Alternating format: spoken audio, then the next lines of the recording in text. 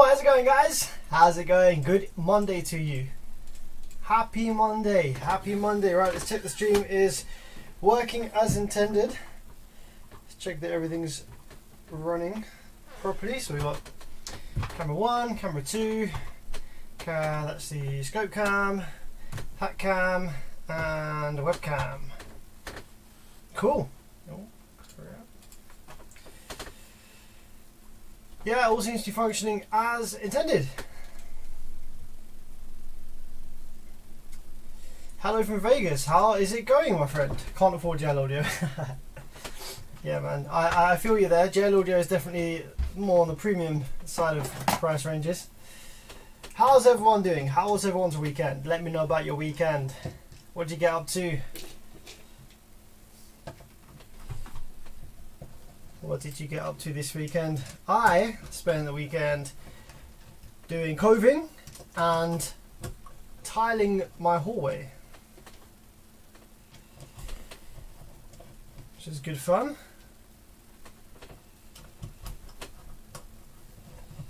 So I'll just wait for a few more people to get on, and then I'll talk about what we're looking at this evening. I've got loads of amps this evening actually to that we can look at together.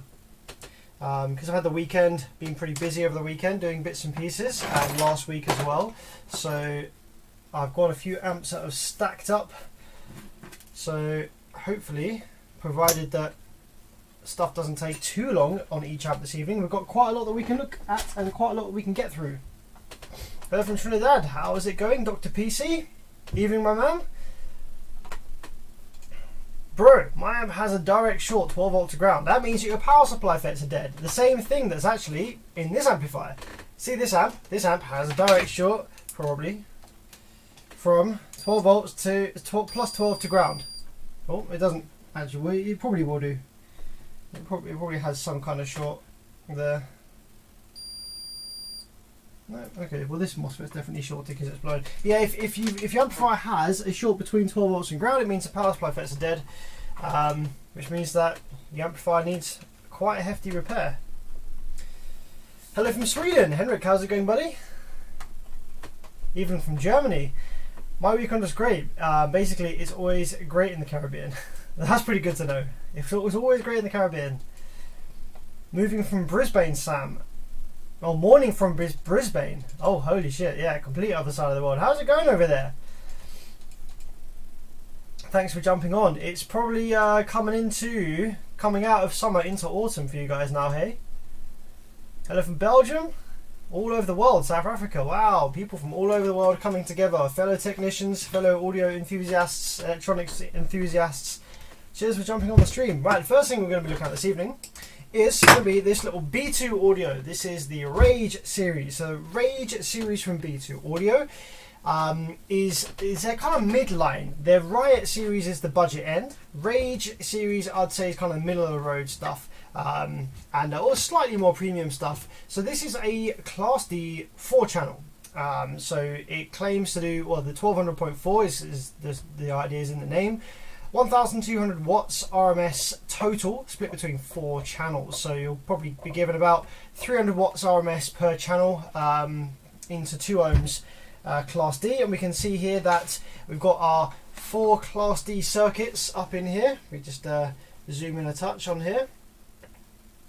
These are our 4 Class D amps. We have our 4 output filter inductors, our 4 output filter film caps. We have our 4 IRS 2092S drive ICs. I think those are the 2092. Yep, 2092s. 4 bootstrap diode circuits. We have 4 pairs of output MOSFETs on here. 1, 2, 3, 4. So yeah, it's essentially 4 little amplifiers on the same PCB, all sharing the same power supply. So yeah, it's a pretty compact little thing.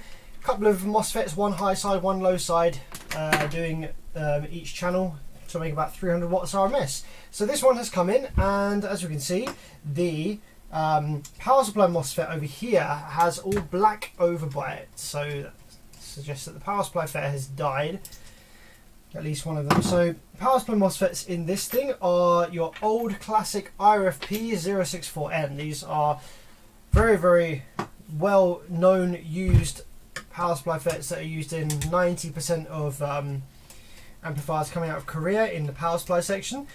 There's not a huge power demand from this amplifier. It's like I say, it's a 4-channel, maybe about 1200 watts RMS, and obviously it's running on mids and highs, so there's not really going to be huge demands for power from this thing on a regular basis, just running mids and highs. So why do we have a dead power supply FET there then? It's interestingly not shorted.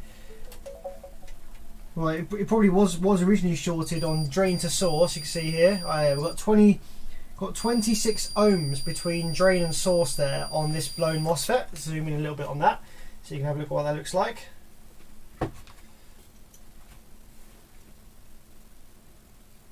So this is the dead power supply FET. So yeah, between drain and source on this one, we do have 26 ohms there on the multimeter. Now interestingly, this drain should be connected to the 12 volt terminal, which it is, and this source leg should be connected to the ground terminal, which it is, which means that we should have 26 ohms there or thereabouts across the power terminals themselves, which we do. Yeah, we have a direct short pretty much across the power terminals through that FET there. So this amplifier is supposed to be brand new. It's brand new out of the box, and supposedly the customer hooked it up. Don't know if they actually hooked it up and turned it on, or just hooked it up and let out the magic smoke, as you can see here. So we need to figure out why that happened, whether it was customer fault, whether an output FET has died, which they can just randomly do. These amplifiers are manufactured, and then it's a long time between being manufactured and being turned on by the customer for the first time. Can be as much as a year, or longer, or many months at least. And from my experience, for some reason these amps just don't like, not just these amps in general don't like being sat, not doing anything. For some reason, especially these more modern ones, you put them away, they work fine. 6 months, a year later, the first time you power them up again, the one output MOSFET fails. No idea why, but it is very common. It's a common thing that I get from customers when they bring amps to me. That's the thing that they say to me has happened. So we're just going to go ahead now and check all of the output FETs. So we've got, like I say, 4 channels, so we've got 4 sets of 1 high side, 1 low side FET on each of these. So we just want to go ahead and check for continuity between gate, drain and source on all the output FETs, just to see whether that power supply FET has died due to being overloaded. Yes, and we do. We have a dead output MOSFET here on this channel. This has all 3 legs shorted together on this one. And how about the one next to it? So it's just a... does it? Okay, yeah, all... and the one next to it. So one channel has both MOSFETs completely shorted out with all 3 legs shorted together.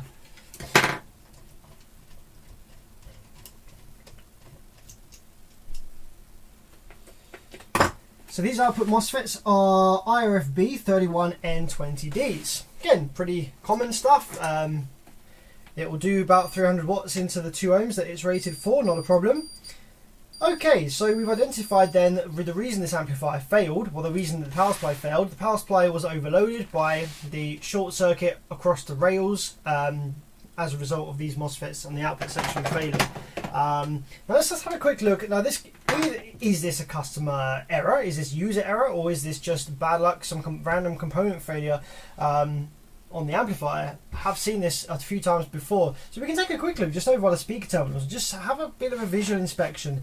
Is there any evidence of sparking or arcing or anything over by the speaker terminals to the case perhaps? Sometimes the Allen key will touch the heatsink here, which will blow the channel, blow the MOSFETs. Is there any evidence of arcing or sparks? I'm not seeing anything around here, to be honest. All of the grub screws are still all screwed all the way down, which possibly suggests that they weren't ever weren't ever used, but they could have screwed them back down again. Most of the time the customers will send the amplifier to me and the grub screws will be kind of like unscrewed a little bit. That one's a little bit unscrewed, that channel 2 there, but most of these are all screwed down tightly.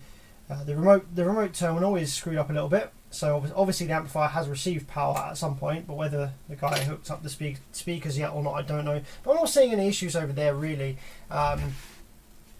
So when you've got an amplifier coming like this, it's very difficult to say, was this user error or was this just a drive circuit fault? Like these drive chips, they're very sensitive. It could have been that they got a little bit overheated during manufacturing when they were being soldered to the PCB. They worked initially, but then after sitting for many months, the silicon has slightly shifted in its crystalline structure and therefore no longer works as intended and has killed the MOSFETs on first power up. That's probably the more likely thing.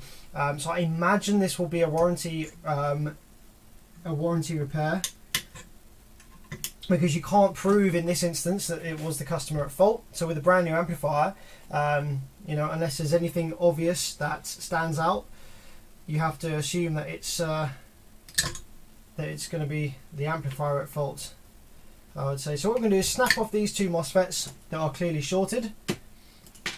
Make sure that the short on the board has gone away and is no longer present, which it should have done. Yep, so no longer any short across these three legs that remain in the PCB. So that's all good. Now what we want to do is we need to discern whether the drive circuit is working or not. So like I said just now, it's possible that there's a drive circuit fault which killed the MOSFETs on first power up. But it's also possible that the MOSFETs failed on first power up by themselves, which I've seen sometimes happen. So what we can do now is we can actually power the amplifier up. Once I've repaired the power supply section, we can actually power the output section up and see whether there is any pulses on the low side gate, see whether the drive circuit is sending the correct signals to these MOSFETs here in order for them to function normally, and then we can repair the drive circuit if necessary, or just replace the output MOSFETs again if necessary. We're going to check the gate resistors. There's some little tiny resistors just next to the MOSFETs here that are called gate resistors, and they sit in series with leg 1, which is the gate. Now if these resistors are damaged, then there's a high chance that the drive circuit is damaged because current will have flown through the resistor to the drive circuit. But if these are all intact with intolerance, then it's less likely that there is drive circuit faults.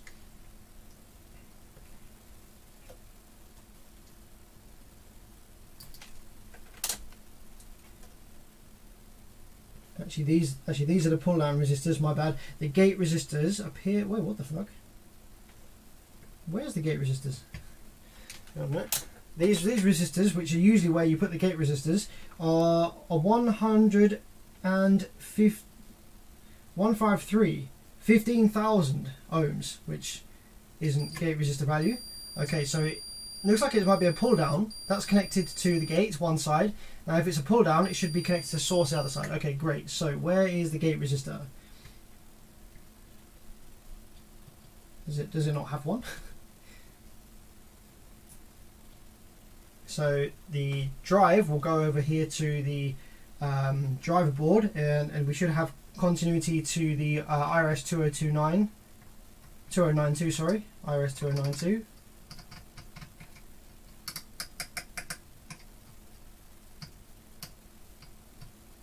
Can't remember which pin of the IRS 2092 is the output.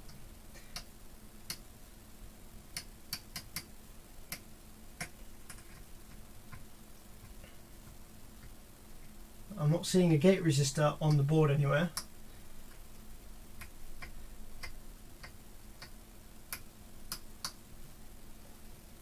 Okay, where do you go into the driver card, my friend?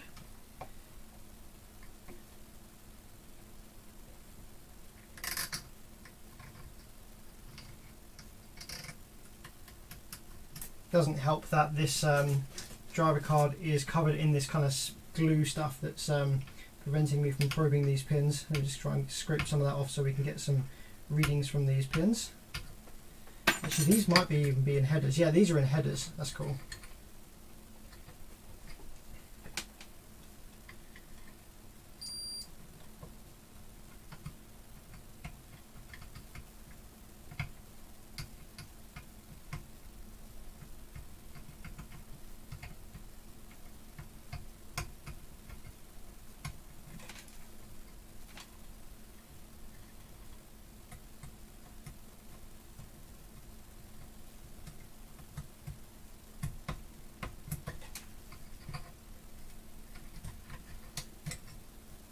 Ah, there are discrete drivers underneath. I wasn't expecting that. That's weird that they've done that. So these are IRS 2092s, right? these usually just drive the MOSFETs directly. They're more than powerful enough that you don't need discrete buffer drive transistors in between these and 2 output FETs. So I'm not sure why they've decided to do that. I'm not sure whoever designed this has decided to do that, but as lo and behold, there is actually buffer transistors in between the chip and the FET. So we will have continuity from the gate now to these buffer drive transistors through a gate resistor. And the gate resistor is just here, R180. So R180 is 1R0 by the looks of it. Let's just check one of these other ones. So 1 ohm gate resistor by the looks of things. Yep. We also have a 47 ohm. Is that a gate resistor as well? No, it's not.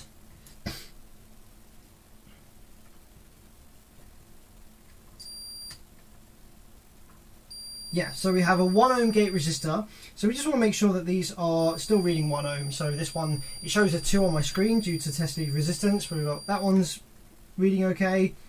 But this one here is actually, oh no, this one here, yeah, they're both reading okay. So these 1 ohm gate resistors are both reading okay. So the chances are that the drivers here are fine. These are pretty sturdy and rugged anyway. So chances are the drive circuit was not affected or damaged by these MOSFETs being blown. But we do just need to make sure that they are working from the factory and not malfunctioned in any way between the factory and the customer, because it is weird that those MOSFETs are blown. So before we can go any further, we do need to replace the MOSFETs in the power supply section. Now, because we had shorted MOSFETs here in the output section, it will have stressed and put quite a heavy load on all 4 of these power supply MOSFETs. So even though we might only have, say, 1 or 2 over here that are damaged or shorted, we've got a bank here of push and pull, it's good practice to replace all 4 of these. So let's get this out of the heatsink and start replacing the power supply FETs and maybe drivers if need be. Then we can have a better look at the output FETs. How's it going, everyone? Let's jump on some live chat and see what you guys are saying. I have a Stetson amplifier that was taken out in good working order. 1 year later, I installed it into another vehicle. It comes on for 3 seconds, goes into protection. What did I say? I said that this is common. For some reason, these electronics don't like not being used. And so many times, a customer will come to me and say that they pulled the amp from a working vehicle, left it for a while, and installed it into a different one, or installed it back into the same one, and it's now no longer working. Sounds like you have an output MOSFET failure, perhaps, there, my friend. So yeah, I'd be doing what I did. Take your multimeter, look for shorts across the output MOSFETs, and don't get confused by the rectifiers, because they will show a short across them. Look for shorts across the output FETs and go from there, really.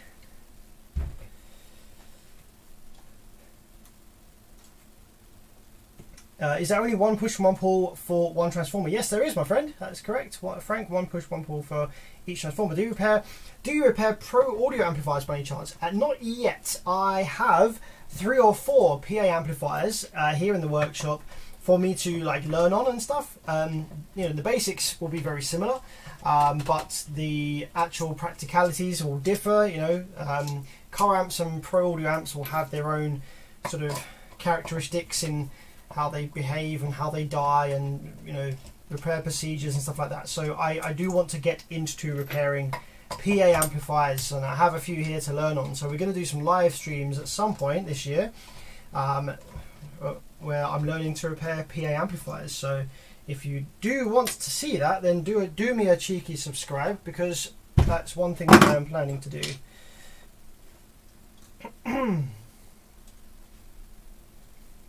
What do you think about the RS2092S Class D amp with 2 MOSFETs plus 60 volts on AliExpress, around 800 watt? It's fine. I wouldn't use it for full range, but for subwoofer application, it's going to be fine. The only thing, right? So you can get these pre-made Class D, generic Class D circuits, and what they are is they'll just be a copy of on the schematic for the 2092S, there'll be like an example circuit, like an example of how to use this driver, this IC that they've supplied. And so yeah, what these ones on AliExpress will be is they'll just be the base generic circuit with not really any modifications to that whatsoever. So yeah, they should work fine. Not a lot of optimization obviously, but for subwoofer application you don't need a lot of that. You don't need like crazy good filtering, you don't need super high class D switching frequencies and all that stuff. So for running a sub it's fine, but, and this is a big but, what you do need to make sure is that the cooling solution is proper, because although the circuit might be fine on these AliExpress amps, the cooling solutions are often horrendously poor. By the fact that I mean, like, the MOSFETs won't even have any thermal interface between the FET and the heatsink, or the heatsink will be far too small or something like that. So you do need to watch out for that. If you're going to get one of these things off AliExpress, check the thermal paste is all good, and maybe install some fan or something to whatever heatsink they've supplied, and keep an eye on it, make sure it's not getting too hot, and if it is, then you might need a larger heatsink on the FETs. Okay, are there any more screws? Yeah, there's one more just over here, I think.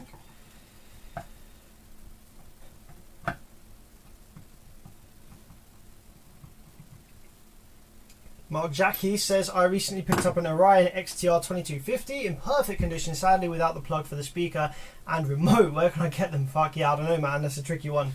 I haven't been able to find a source for those. Best thing to do really is, if you're capable of doing so, would be to just desolder the terminals that are on there, you know, the ones that require the plug, and solder on some either some direct leads or some proper, like, classic style terminals. How do you add mute pin to the RS2092S? Does it not have muting already on it? Let's have a quick look at the 2092.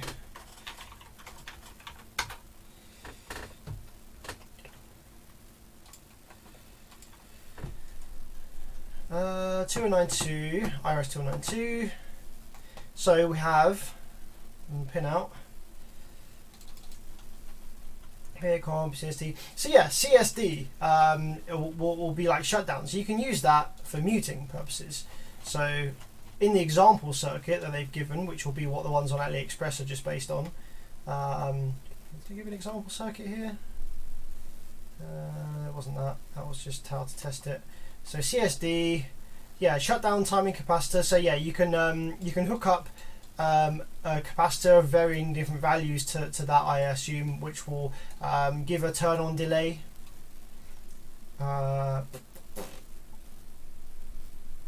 Yeah, so yeah, capacitor value between VSS and CSD will probably give a power on delay time.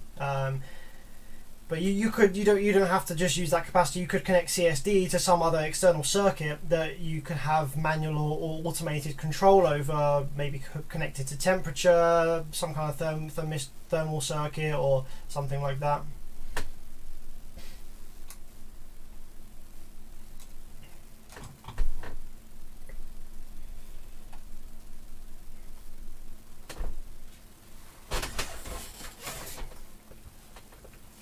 Hey Sam, I was busy all weekend. Maybe next weekend if you're. Yeah, I was also busy all weekend actually, dude. Sorry about that. Yeah, I was doing coving in the dining room, and I was doing tiling on the hallway floor. So I was like DIY all weekend. Unfortunately, I'm actually planning on doing a live stream with Daniel here in the live chat, where I try and repair one of his amps remotely from over here. He's over in the States, I think.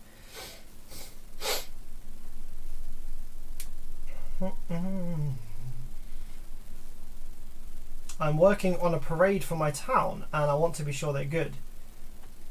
Oh, I see. Yeah, I wouldn't rely on them for something like that personally. Also, most of them don't come with a power supply, so then you're going to need you're going to need to buy a power supply board. You know, you can get switching power supplies for them, similar cheapness on AliExpress. But you're better off just buying used PA amplifiers, you know, from a reputable brand on the used market. Get a decent mains powered PA amplifier that's been designed properly with proper thermal management and a proper case and everything like that, you know, rather than using some sketchy circuit board off of AliExpress that you found cheap with poor thermals and no heat, no proper case and all that jazz.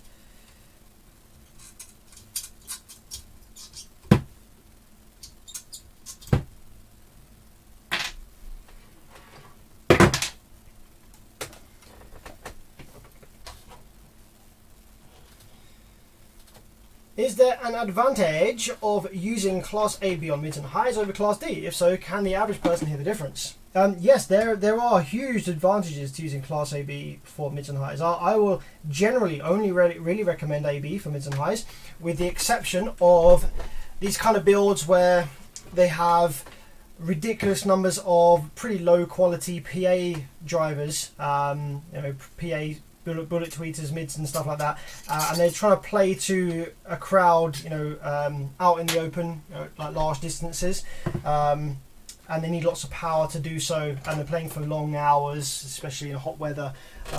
Then I'd recommend Class D for mids and highs, really. But for in-cabin listening, for listening to your speakers in the cabin of your vehicle, you're in a tiny space. You do not need lots of power. I repeat this.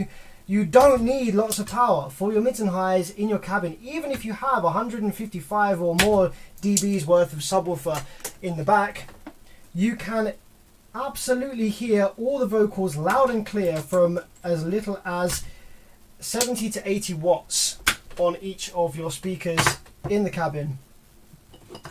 Nice and up front, you know, on the A-pillar or ear level. You don't need lots of power. You're right up close to them and you're in a small space.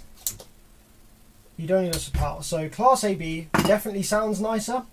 With Class D, there's lots of shit that can happen with different frequencies in the spectrum due to the filter network, the inductor, the properties of the inductor, and also with Class D you have the Class D switching frequencies, basically a sample rate. So most of these Class D amplifiers are around 300 kilohertz switching frequency, which it's not great, you know, for especially for the higher stuff like the treble. If you've got really nice tweeters, then it's not going to sound optimal. You also get a lot of floor noise, a lot of background hissing with Class D, because you can hear the remnants of the Class D switching coming through the filter network on your tweeters. So Class AB definitely has all the benefits over Class D when it comes to mids and highs in a car audio setting, typically, because car audio amplifiers are nowhere near as advanced as the likes of amplifiers you'll find in a hi-fi and pro audio industry. There are Class D amplifiers in the pro audio industry and hi-fi industry which definitely are verging on being as good as Class AB, but just with loads more power, loads more efficiency. Really complicated Class D circuits that will address these issues that I mentioned about Class D.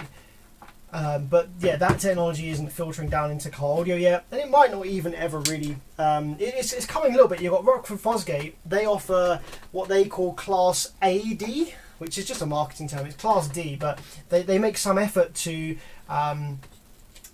make the Class D sound better, sound a bit more like Class AB. You know, that it's better than your average stuff. Whereas like this B2 that I'm working on just now, it's just a really rough and rugged, just a really basic generic Class D circuit that's not really going to do you any favours if you're listening to it on nice high quality mids and highs in your cabin and tweeters and stuff like that. Any sound digitals to fix? Yes, Paul, actually I do, although it's got a ground zero sticker, but it's the same circuit. I've actually got a ground zero CA mono, which is the sound digital circuit that I've got to fix maybe a bit later this evening if we get round to it, so stick around for that if you're interested. Did you ever repair high voltage amps? No, so there's not really many of those in the UK, and I will recommend against those amplifiers. It's fucking dangerous to work, you know, to run those amplifiers. So I will not ever recommend anybody run those things. So no, I haven't had any for repair. No, I think there is a few of them in the UK floating around, but I probably wouldn't work on them. I think I'm not sure if I'd work on them. Where is my spray? Gotta clean this board up, friend. I'm just cleaning some of the soot off of the PCB. So this is obviously a nice white PCB you got here. And it looks pretty bad at the moment because it's covered in soot from that blown MOSFET. I'm just going to get some more isopropyl alcohol because my sprayer is run out. No spray, no lay.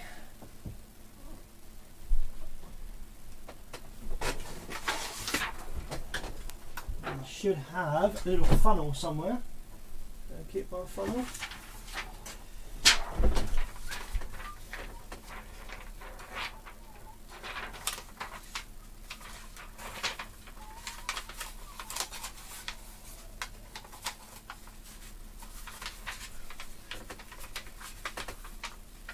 What's your opinion on Steve's last caddy with Class AB even on the base? I don't follow Steve, so I have no idea, unfortunately, about anything about what he's doing. Not a clue. However, commenting on that, what I will say is that Class AB amplification on bass is absolutely pointless. Bass is where Class D makes sense, because the reason for this is because the issues with Class D are, like I say, the sampling rate or the Class D switching frequency will mean that your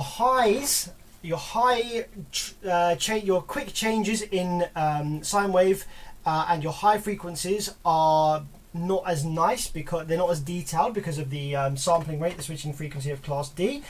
That's one of the issues. You have high noise floor, hissing, because of the remnants of the filtration of Class D.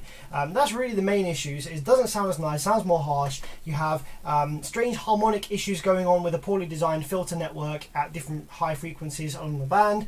Not as high switching frequency issues, and you have not high noise floor. Now with the subwoofer, none of that applies. If you've got some hissing noise floor, the subwoofer can't recreate that. It can't reproduce that unless you maybe put your ear right next to the cone. So that's not an issue. And the frequencies that a subwoofer plays are so low that the switching frequency is more than quick enough to generate a beautifully clean sine wave without missing any details in the bass notes or the bass, the musical bass. Because the frequencies are so low that the amount of samples per cycle is huge. So none of that applies. So the benefits of Class D with bass massively outweigh any issues that Class D has. Class D efficiency with bass and with subwoofer application, power is the most important factor. Having dynamic power, dynamic headroom in your subwoofer application, your subwoofer amplifiers, means more than any kind of quality thing you can come up with. Any reason that one sub-amp is better than another. It's better quality, is Class AB, it sounds better, it has this, that, the other, higher switching frequency. None of that fucking matters, because subwoofers are so slow, they are so incapable of recreating the tiny differences and the tiny details that will be present between these different qualities of amplifier stuff. It literally doesn't matter. The only thing that matters for subwoofer application is having enough power. And the more power you have, the more dynamic headroom you have, the better it's going to sound. So Class AB is stupid for subwoofer application, in my opinion, because it massively limits the amount of power that you have on tap. And it means that any power you do have is just fucking massive, and it gets really hot because it's Class AB and it's really inefficient. So no, I think that's pretty stupid, if you ask me.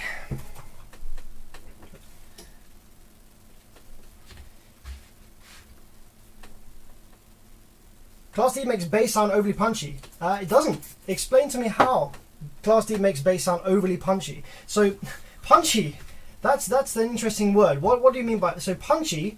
Generally, when someone says something is punchy, typically it means that there is a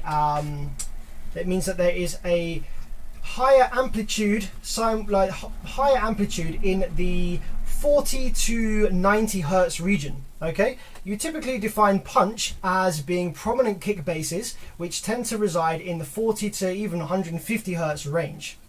So what you're saying there, basically, by saying it's punchy, is too punchy, you're saying that there is too much 40 to 150 hertz information and not enough low frequency information, which is nothing to do with the amplifier topology. That's just to do with your filter network. That's just to do with the preamp. That's to do with how you have it set up. It's the same reason why some people say that Korean amplifiers sound smoother than Brazilians, because the Brazilian circuits have full range preamps that people don't know how to set up properly, and therefore they allow like up to 500 hertz through their subwoofers, and they turn the subsonic filter up to like 100 hertz, and they're suddenly wondering why this amp doesn't play lows. It's because you set it up wrong. Alex says over controlled. Explain. What do you mean over controlled? Controlled by what? You're saying that the damping factor is too high in Class D amplifiers? Is typically Class A, B amplifiers are pretty well dampened. Like these Class D things, these have really poor dampening factors. So, and when you say overly controlled, subwoofers, modern car audio subwoofers are horrendously uncontrolled. They are big, heavy, massive, heavy voice coils, like 3-inch, 8-layer voice coils, 4-inch, 4-layer, 8-layer voice coils. Very, very heavy, very hard to stop, loads of inertia, big, heavy cones to sustain the pressures present inside the subwoofer boxes and the cabins of these vehicles. They are very difficult to bring to a stop. And the motor force, the coil gaps are generally quite large, so there's less actual magnetic energy available to the coil for the amplifier to bring to a stop when it asks it to. So, the amplifier's control over the subwoofer again gets lost in insignificance because it is such a tiny factor. The subwoofer is just has such poor control in the first place, it doesn't make a difference. So that's the power supply FETs out. I'm going to hook up some power leads now, and we're going to see whether we have drive PWM on any of these gates. I suspect the drive circuit's fine. We didn't have any blown gate resistors, I don't think. This MOSFET that was dead over here, unfortunately, we're not going to be able to get rid of that burnt piece of PCB. That's going to have to stay. Not going to be. That's not cleanable. That's just actually burnt the PCB top layer a little bit. So let's have a quick look. We've got 150 ohm gate resistors, which is pretty high. And the reason we've got such high gate resistors, if I turn my multimeter to the correct setting, it will read about 150. The reason we've got such high gate resistors is for EMI control, electromagnetic interference or radiation. So with this being a switching power supply, the harder that the MOSFETs switch, the more EMI is generated in the transformers and stuff like that. So to control that EMI, if you have a higher value gate resistor, the FETs will switch softer and generate less EMI because the turn on and off of the MOSFETs is a little bit softer, not quite as sudden and ringing and shit like that. So that's why you have that there. The amplifier would probably perform a little better in terms of efficiency and stuff with lower value gate resistors, but with this being a 4-channel with low power, it's not really a concern. It's probably better to have the low EMI than it is to have optimal power throughput. So let's grab 4 replacement power supply FETs and drop them in. I've got some 1404s I think here, which will do a good job. 1405s, RFP 1405. So let's get these ready, just in case the drive circuit's fine, which it probably will be. Power wise, let's get some power going in here, turn the scope on.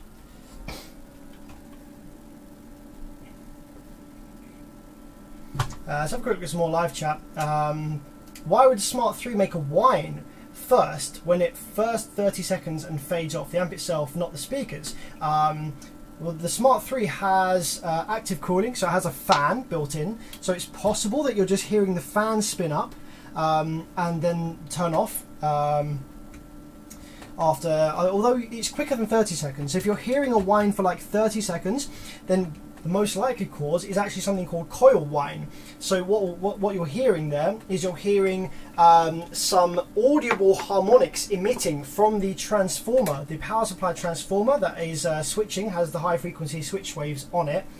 And what happens is, depending on how the transformer's been wound, the sort of the shape of the transformer, where the leads are sitting, and how well seated down they are, sometimes you can get sort of harmonic frequencies and resonances occur on the transformer in the audible spectrum because the transformer and the flux is switching backwards and forwards very, very quickly, and that will go away after say 30 seconds, because as the transformer is being used, it heats up ever so slightly. It starts to get warm as you use it, and because it's starting to get warm, the copper will start to expand ever so slightly, and it will maybe change the the way that the copper wines are sitting against each other, because everything's slightly expanding by like a fraction of a millimeter, and so then it goes away, because then the bit of wine that is vibrating now isn't able to vibrate anymore because it's being squashed up against the next one. So it's probably really that. It's not an issue, not a concern, nothing to worry about. But if it is annoying, then you can take the back off and you can wiggle the transformer around to kind of reseat it a little bit, and move some of those, get some of those wines sort of like shifted slightly, and you might find that it goes away. Okay, so let's give you the I've changed my pedals around a little bit, so let's give you the scope screen. So we're just going to go ahead now and check for switching waves on the gates of these MOSFETs. Let's probe in there, and we're looking for a nice clean square wave. Set that to reject low frequency and hit the remote.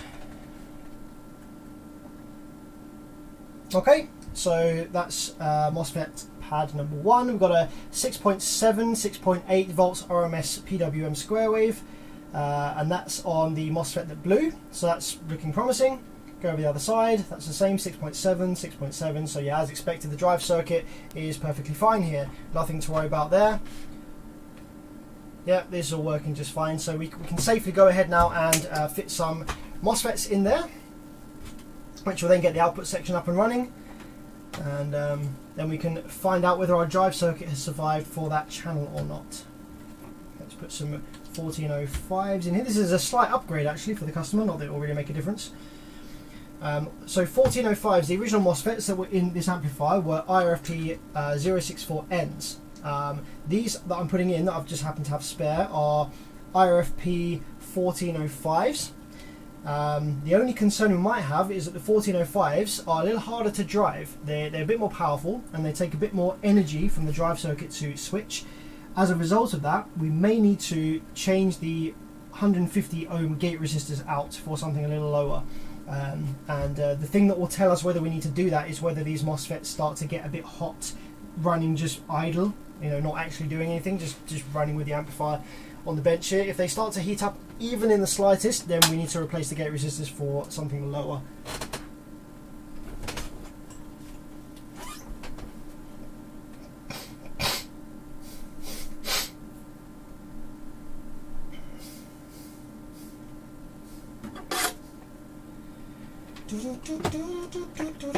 Alex says, try it. Class AB versus Class D, same power. Funnily enough, I have. I've been doing this so long, I've had all sorts of different stuff installed, all sorts of different amplifiers, all sorts of different subs in my vehicle over the years, and I've done lots of A/B testing because I love this stuff. I'm very curious, like you are. I'm very interested to see what really makes the difference. Going from a nice Class AB amplifier with the correct amount of power, say 800 to 1000 watts, going from that to a Class D amplifier of about 800 to 1000 watts, I heard absolutely no difference in the subwoofer. It sounded exactly the same, but what was a welcome addition was that the Class D amplifier stayed much cooler, and in the summer that was much better for it. Class AB is wasted in subwoofer application for, for car audio subwoofer application, 20 to 100 hertz. You don't need Class AB. Class D is absolutely perfect for that. I've done lots of testing on all sorts of things, done lots of testing, different driver types, different amplifier topologies, different enclosures, different enclosure designs, all kinds of different stuff over the years. So the advice and the information that I give out is to the best of my knowledge based on my genuine real world experience of things. If I haven't experienced something for myself, and if there's no actual scientific reason for one versus the other for a given application, then yeah, I'll be skeptical, and I'll say, yeah, could be this, could be that. But if there's actual reason for something to be the way it is, and I've tested that to be true in reality, then I'll give the advice based on that.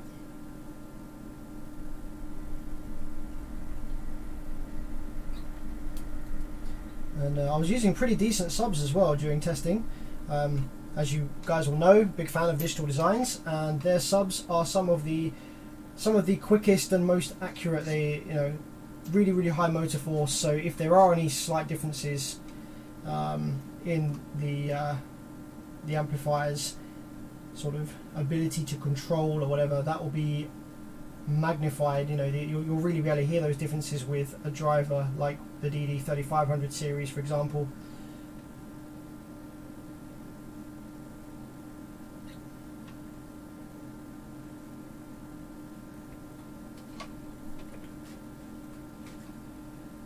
Jesse, hello, just tuning in now. I hope it's all going well. Yeah, it's all going fantastically, thanks Jesse. I hope you're doing good.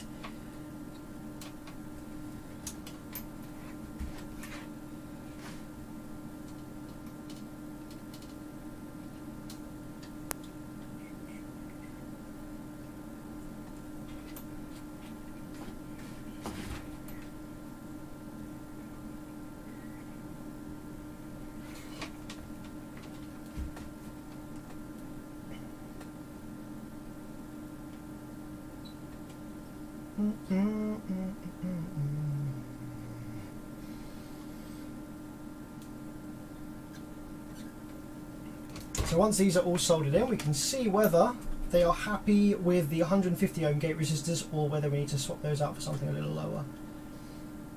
If this was a subwoofer amplifier, I would probably definitely be swapping them out for something a little lower, just because that will really make more of a difference in power throughput. But where this is a class, you know, this is a 4-channel. It's going to be nicer to have the EMI control versus the absolute maximum throughput at all times. Let's give that a snip, and then turn our attention to the output drive circuit for that channel that had a couple of dead FETs.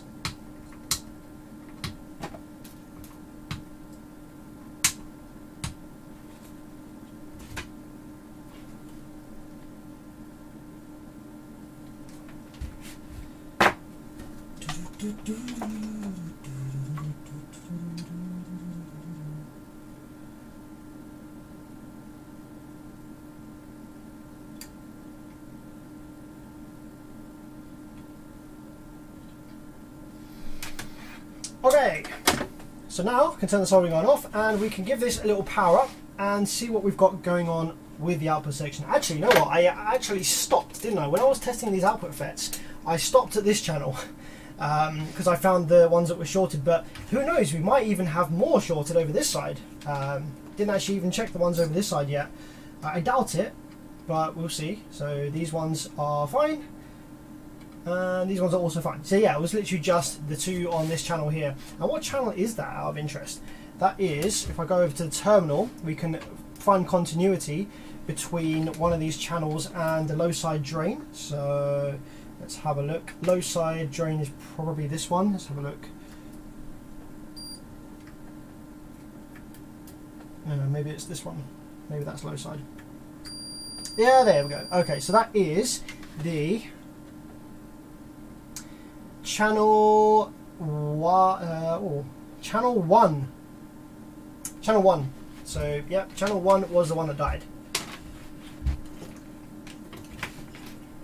Okay, so power supply on. Gonna reduce that from 12 down to something nice and low to keep the rail voltage low. About 10 volts. And I'm just going to give the remote a very small pulse. Just going to hold the remote on for just a fraction of a second to build a couple of volts into the rails, so I can make sure that there's no funky business going on over here with this channel with the drive circuit. So this was the low side over here. Okay, so we have negative rail on 1 and 3 as intended. So is there anything on 2? Doesn't look like it. Nothing on 2, which is good. 2 should be 0 volts, and the same for the high side. 1 and 3 should be nothing at all. So that's great. So what I can go ahead and do now is power it up fully, let it come to life, build full rail, and see whether we have any PWM on pin 1 of the low side. Because this is a 2092 based drive circuit, these chips, they typically won't actually give you any visible drive PWM on the low side gate without the MOSFETs present. It kind of uses the MOSFET gate capacitance and whatnot to begin the self-oscillation environment. So we might not actually see anything on the low side gate here, but I just want to see if there's anything untoward or any funky business going on here before we install some new MOSFETs. So we have 32 volts. Whoa, okay, yeah, so that went straight up to fully on. We have 32 volts worth of negative rail and hopefully 32 volts worth of positive rail. Yeah, there we go, 31.7, roughly there or thereabouts. So this is the low side gate. So when I probe it, let's see what it does. And what it does will change things. So when we first turn the amplifier on, we have all the way down to negative rail. Then after a few seconds, it bumps up, and this is now trying to turn the MOSFET on fully. So this is MOSFET on, and this is MOSFET off. So MOSFET off, and then in a minute it's going to try and turn it on. Now it shouldn't be trying to turn the MOSFET on continuously, like all the time. It should be on off, on off, on off very quickly in a PWM fashion. But like I said, with these 2092s, it might actually need the MOSFETs present in order to detect that the low side turned on, to then for the bootstrap thing to work for the high side, and then give you the PWM. So that might be working as intended, but I'm going to go ahead and check what's on the other channels. So let's move our oscilloscope probe along to the next channel here that didn't appear to have any issues, and see whether that one comes to life. Just make sure that the rest of the circuits are working. Oh, yeah, there we go. So this channel's working just fine. That's the low side drain. That looks good. Switching frequency of this amplifier is 400 kilohertz, a little higher than some, but not super high. All of the other three channels are working perfectly fine, so that's cool.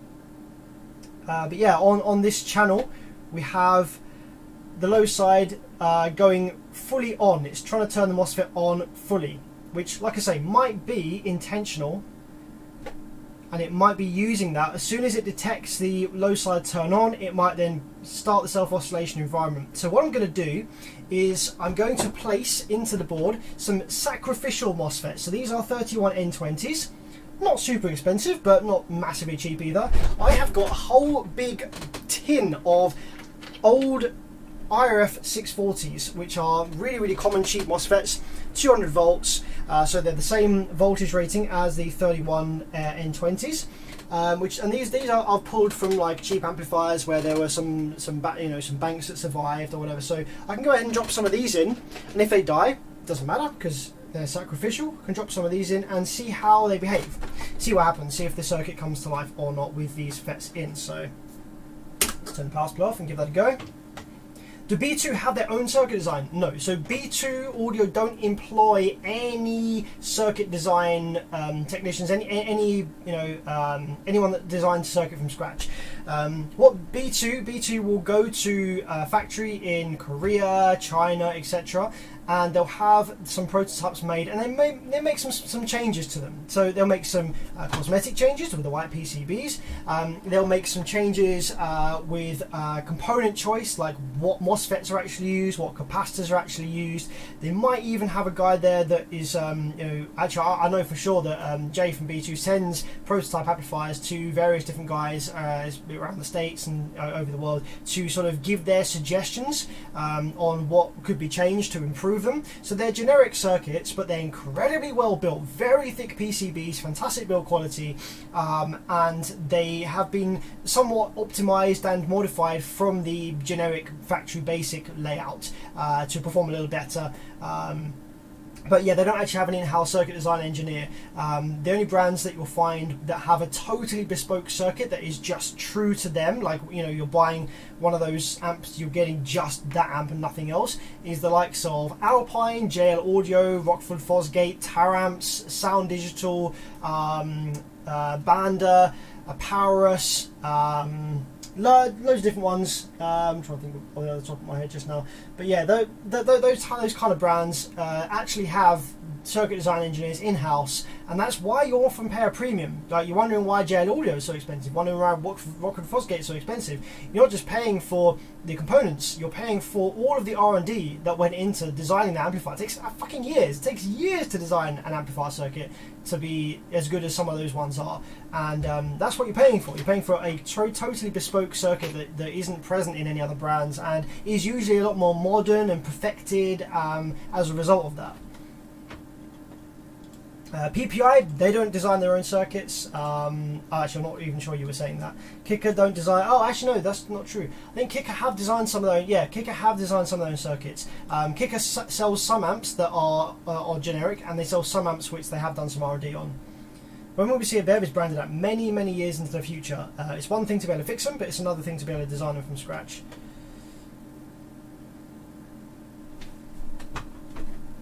Okay, so hopefully the rail voltage has sunk out of this now. We can go ahead and touch our soldering line without risk of sparking anything out. So let's go ahead and remove these MOSFET legs from this channel and drop in some sacrificial 640Ns and see how they behave.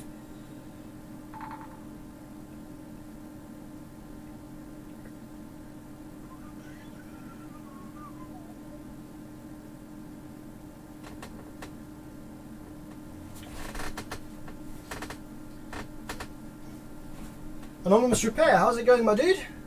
Hope you're cool.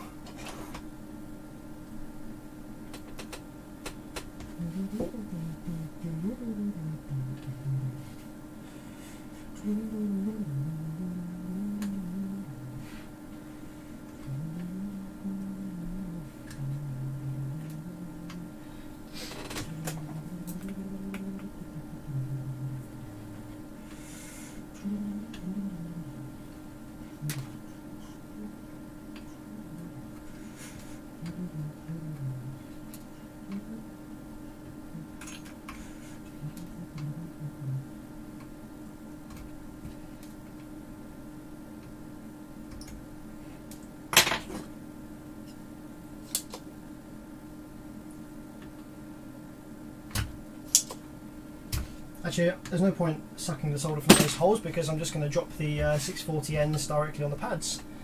Now let's just make sure that these 640Ns are intact and reading somewhat similar specifications.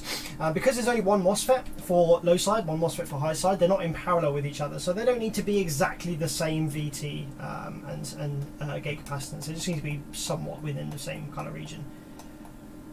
So 4.1 on that one. And 3.7. So it's a little way off, a little bit further apart than I wanted. Let me just see if there's another one here quickly I can grab instead. What's that one? Let's try this one instead.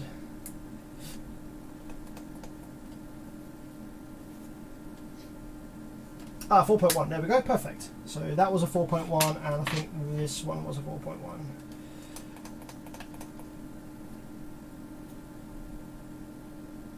There we go. So these two will do just fine.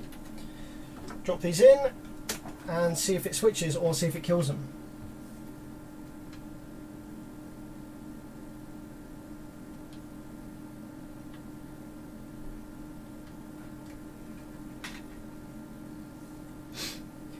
No, so like I say, with the generic designs, right? So this amplifier, so one thing I'm going to comment on with this design, and so if B2 had sent me this amplifier to make some comments on and suggest some changes to, one thing that I've just thought of, one thing I've just noticed that I would change straight away. This amplifier, the output MOSFETs are switching at a relatively high frequency. Okay, you got 400 kilohertz there on the output MOSFETs, which is, it's a little higher than you'll generally see in this style of amplifier. So the purpose of a gate resistor, okay, is to prevent ringing, and it's to kind of try and it's to prevent ringing, and it's to sort of clean up the drive signal going into the MOSFET so it's not super sharp and ringy and stuff. And it's also to deal with differences in trace length and also trace capacitance between the actual driver itself and the MOSFET. So ideally, you want the gate resistor as physically close as possible to the MOSFET that you can get it. Now, if you look at Alpine amplifiers, and JL audio amplifiers, you'll see that sometimes they'll actually put the buffer drive transistor literally right next to the gate leg of the MOSFET, because that is best practice. Then they're fantastic circuit designs. But in this instance, the gate resistor for these MOSFETs is all the way over here. It's freaking miles away, and you've got stuff in between it, which is less than ideal. So if I was suggesting changes to this amplifier, I would say, hey guy, move the gate resistors right up close to the MOSFET leg. These pull down resistors, which are right here, which sit between gate and source, they don't need to be so close. They can be further away. You can put these pull down resistors over here where the gate resistors are. Put the gate resistors over here next to the MOSFET legs. That would be a little better. Okay, cool. So they are now soldered in. Let's just make sure that they're good, and then we can power it up and see whether the drive circuit has survived or not. Get the power supply turned on. Okay, so we're probing low side drain, which is this one right here. Have a look on the scope screen, just up, wherever it is, up there. Have a look on the scope screen and see if we see output switching on this channel now, to see if the drive circuit's alright or not. Yeah, there we go. So the drive circuit is just fine.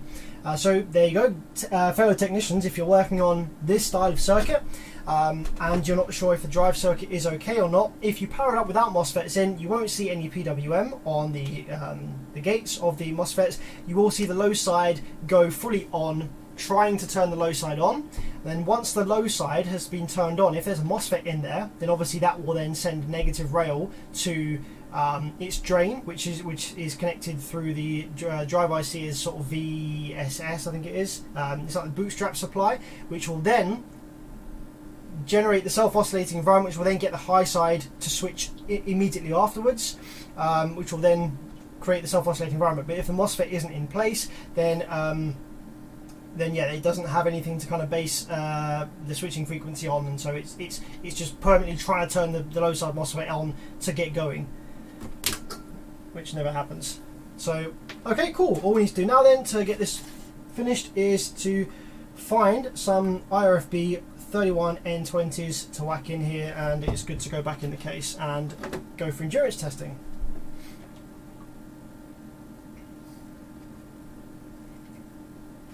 Cortez says, I have a 4-channel amplifier. One of its channels produces a continuous hissing sound, rendering that specific channel unusable. What do you think it could be? So it depends what topology that amplifier uses. Is it a Class D? Is it a Class AB?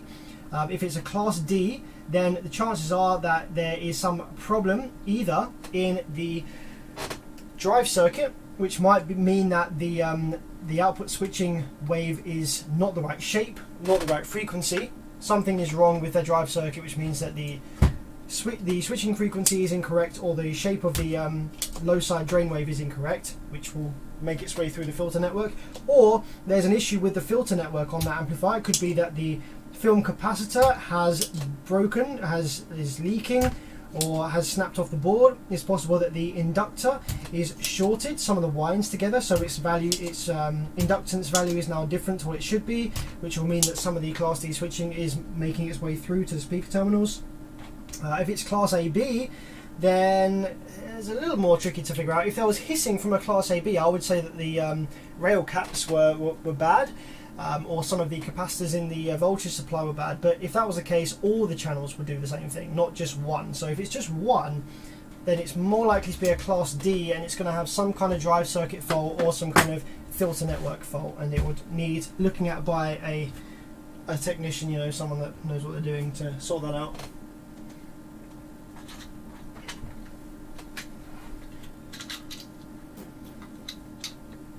Let's see, do I have any 31N20s, or do I need to order some?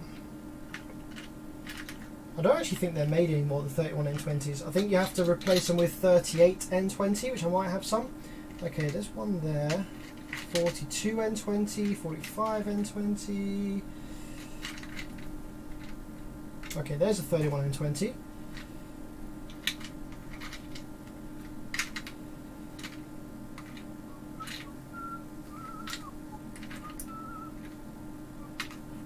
N20.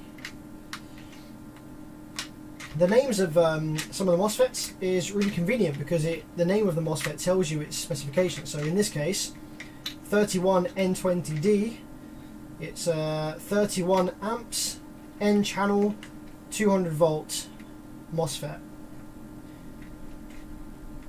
which is handy because then you can immediately kind of see what kind of spec MOSFET you could maybe replace it with. Gives you an idea of what to go looking for if you can't find what you need without having to bring up the data sheet every time.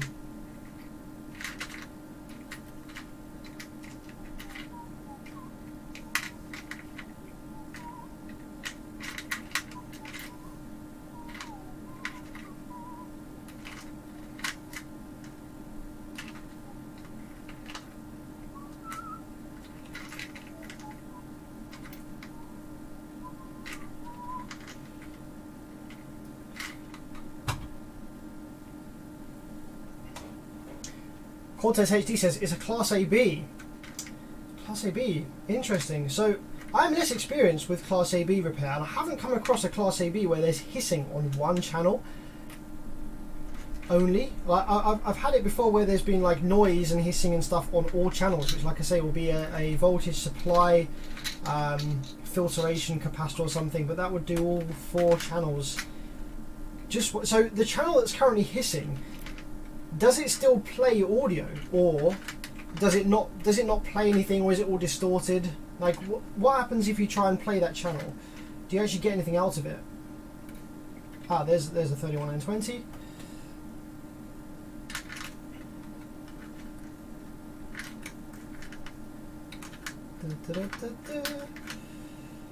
Found 3 so far. I really should organise these a little better. I think I've got enough drawers to have 1 drawer for each model of FET that I use. But I didn't for a long time, so I've kind of just got used to grouping them all by voltage. So I've got this drawer is full of all 200 volt FETs. So I've got 42 N20s, 45 N20s, 4227s, 4127s, although I think there might be 150 volt. Okay, I've only got 3 31 N20s. Let's see what these are like. V4.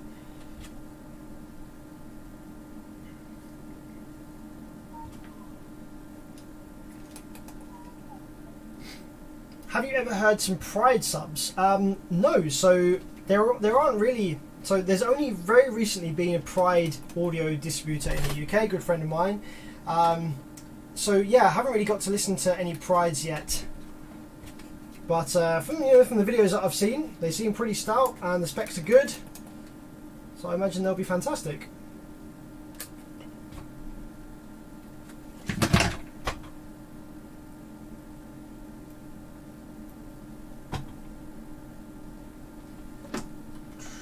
Failure of an op-amp. Yeah, actually, Frank, that's very true. Class AB, you could have a failed op-amp, which is creating some noise in the at the preamp stage, and then the amplifier is just amplifying what it's been given by the preamp op-amp. So yeah, you probably need an oscilloscope there to diagnose that one, to find where the noise originates from using the oscilloscope, and then trace it through the board.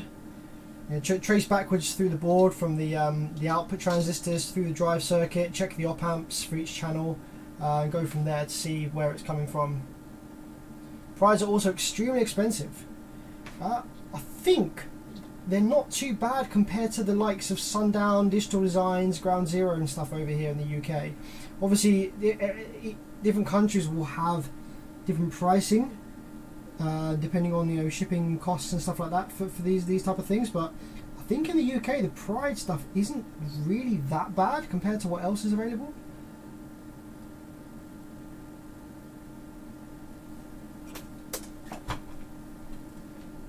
If you don't have any 31N20s, you could use a higher amp rated FET with similar specs like 35N20. Yeah, I could. I have actually got loads of 42 N20 and I've got 45 N20.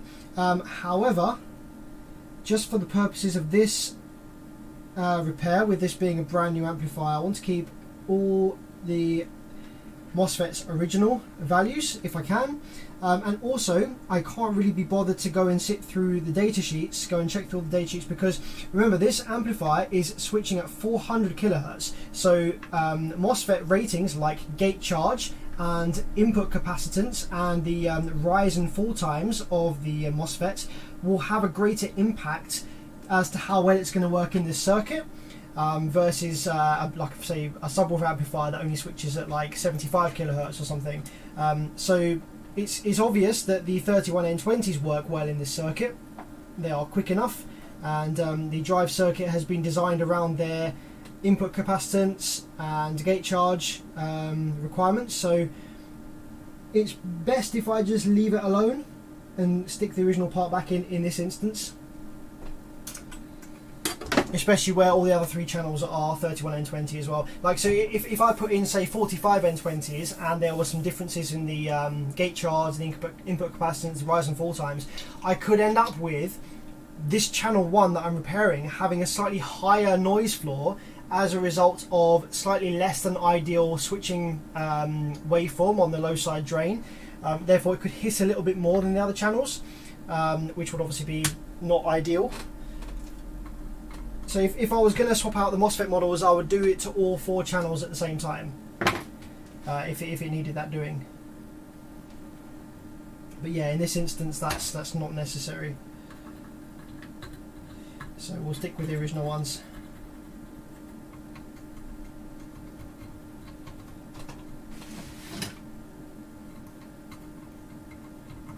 Okay, let's spray some isopropyl and just clean this up a little bit before giving it a final test. Now, this is a white PCB, so naturally you want it to look as clean as possible. Not that this will be on display, but you know, B2 have gone into effort making this look pretty, so might as well get off all the thermal or the solder flux and try and clean off some of the soot as well if possible from the power supply. Like I say, we've done as much as we can over there by the power supply set, but it's burned the PCB, so not really much more you can do over there.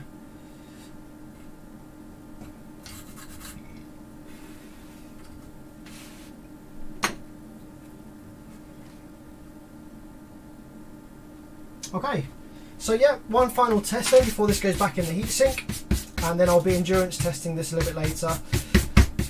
Rather than boring you all with that on the stream, I don't want to sit there looking at an amplifier running for 2 hours, whatever it is.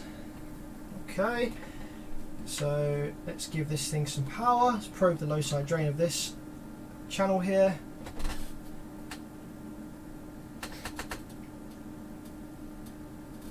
Okay, we have operation, and I'm just going to increase the voltage up to 12 volts here.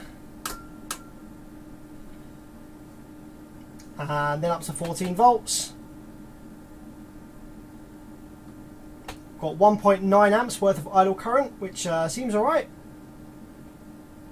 Now this is, these MOSFETs are switching quite fast, so they may get a little warm on idle. So I'm just going to check the other channels for heat on idle. They're pretty cold. And these ones will be a little bit warm because I've only just soldered them. What I do want to check as well is I wanted to have a quick look at the power supply FETs. Now remember, I fitted IRFP1405s, which are a little bit more beefy than the original 064N. So I want to make sure that the switching wave on the back of these looks half decent, which it does, looks beautiful actually. And I want to check the gate waveform. I want to check that looks half decent as well. Yeah, so it's quite curved, which is slightly soft switching these FETs, which will help with a little bit of EMI control, which is cool. So yeah, it's looking perfect. That's actually working really well, and yeah, ideal. So yeah, that's ready to go back in the heatsink now. Put some screws back in that and move on to something else.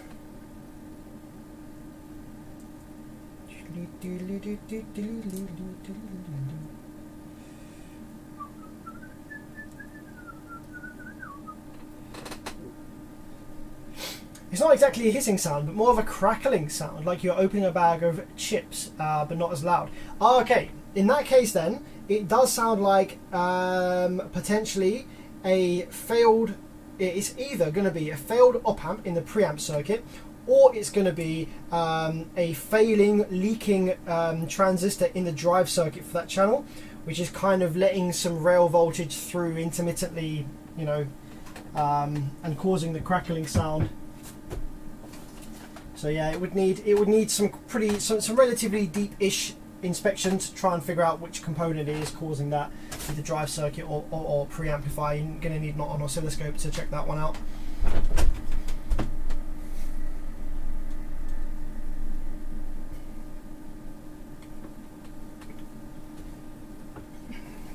So let's get this back in the case. Squeeze it back in there. Yeah, in terms of what caused this, like I say, there's no obvious, there's no sign of user error here. So what's it called? Innocent until proven guilty. There's no proof here whatsoever that this was the user error. So we're going to have to assume that it was component failure, and the customer's going to get a nice warranty repair probably on this one.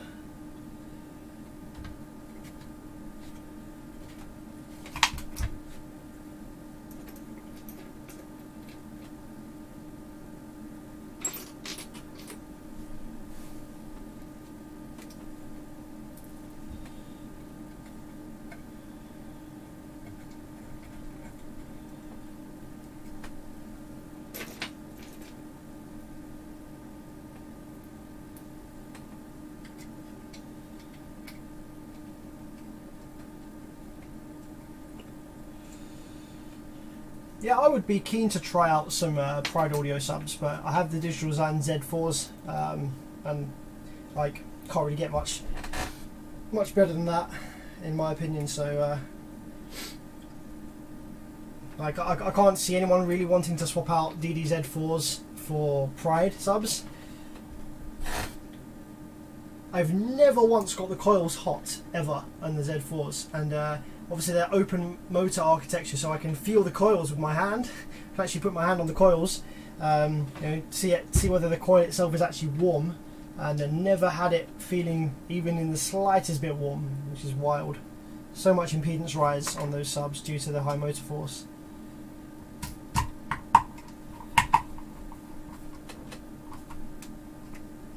Hi buddy, any help on where I can get my Phoenix Gold X-Max 12 phone replaced? I have no idea, I'm afraid, my dude. I imagine you're not in the UK, so even if I did know somewhere locally, that wouldn't really help you. My only suggestion really is just go to Ground Zero. Oh sorry, Phoenix Gold, not Ground Zero. Ground Zero. Don't Ground Zero do an X-Max sub as well? But yeah, you'll have to speak to Phoenix Gold, and I imagine, I don't know if they'll be able to help you, because I don't think they stock parts like that.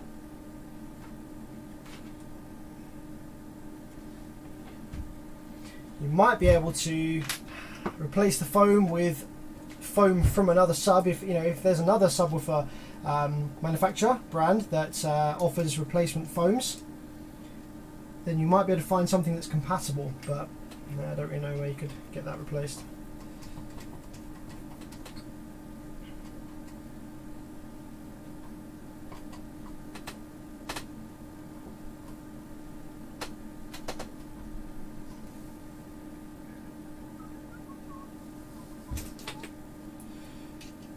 Oh, MK4 Haven. I'm in the UK. So if you're in the UK, the only thing I can think, so Phoenix Gold, I don't know the Phoenix Gold distributors personally in the UK. Do a little bit of Google research, you can find out who they are. Don't know who they are. But you may be able to speak to a guy on the forums called Hamilton Nichols. He does like custom subwoofer repairs, rebuilds, hybrids and stuff like that. So he may be able to advise you if he has any compatible surrounds in stock that he may be able to swap for you. That's the only thing I can really think of, suggest that might help you out there.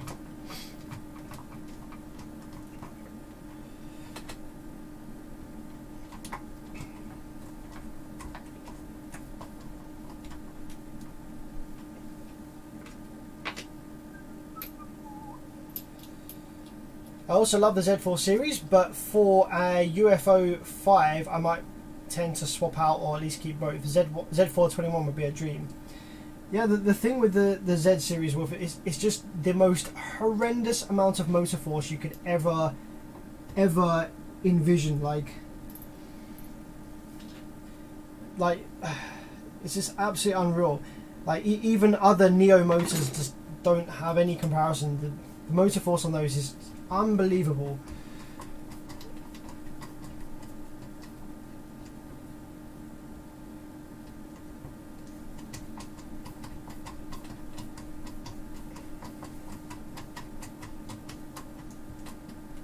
And what does that mean? Well, like, why is that a benefit? Well, obviously, the thing that moves the cone in and out on a subwoofer is the attraction and repulsion of the magnetic forces created by the voice coil and the fixed magnet itself. So the more powerful your subwoofer, the greater the strength of the magnetic field produced by the voice coil. So the more power it can move the cone in and out with. Well, obviously, if you've got more static magnetic power in the motor there in the first place, then the force applied to the cone from any given power of the voice coil, the stronger the magnet, the more force it's going to move out with. So motor force is good, my friend. And generally with more motor force you get a lot more impedance rise, and it's one of the issues. You can go from having some low motor force subs, and you can swap them out for high motor force subs on the same amp and the same install and everything like that, and it won't be any louder, really. You'll be like, what the heck? Because the high motor force subs are rising more, so although you've got more motor force, the actual power being sent to the coil is less than before. So you might end up with the same amount of bass as you had before, even though your sub's got higher motor force. So what you need to do is you need to add more amplifier power to get the same amount of power to the coil that you had before. And then it'll be louder, because then you've got the same amount of power you had before but more motor force, so therefore now you've got more cone moving force, cone lifting force, so it will be louder. But if you keep everything else the same and you just upgrade your subs to something with high motor force without changing the amp or applying more power or anything like that, you might find that you're not actually any louder yet until you're clamping the same power you were before.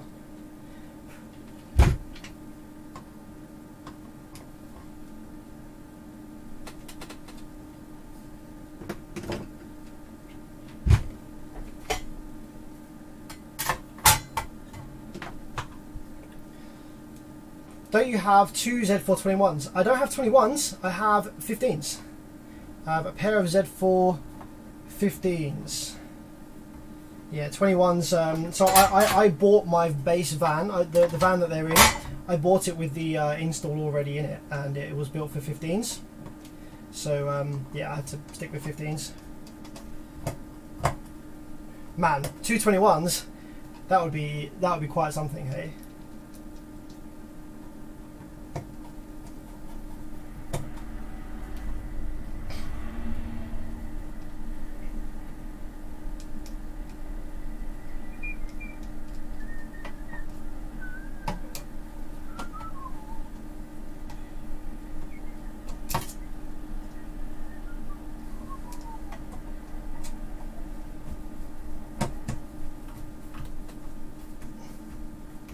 Can you recommend any books to learn amp repair? No, but I can recommend an online guide that you can download from bcae1.com.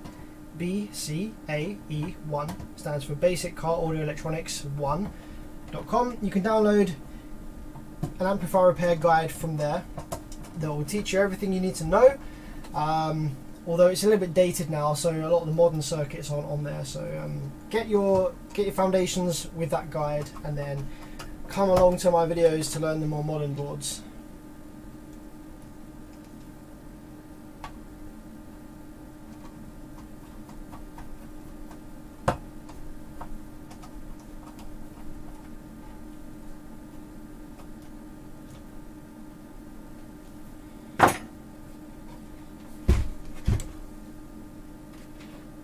Cool, now it's in the heatsink. Let's just make sure it still works and there's no shorts to the heatsink or anything like that.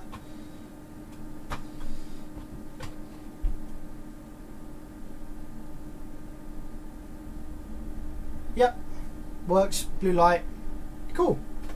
Good to go. Good to go for endurance testing a little bit later on this evening.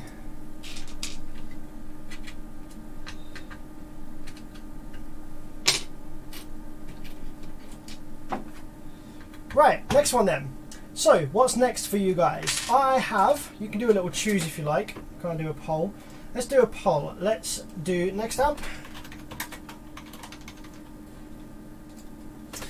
We have JL Audio HD 750. We have, I think it's a B2 Riot 3200. We have Alpine, I think it's, what is it, one of the older Alpine PD 4 channel with screen. I can't remember what the exact model number it is. There we have a Ground Zero Sound Digital clone. I think that's all I can add. I don't think I can't add any more, but I think that's I think that's the most interesting ones that could come next. So yeah, what do you reckon, guys? What do you want to see? Cast your votes now.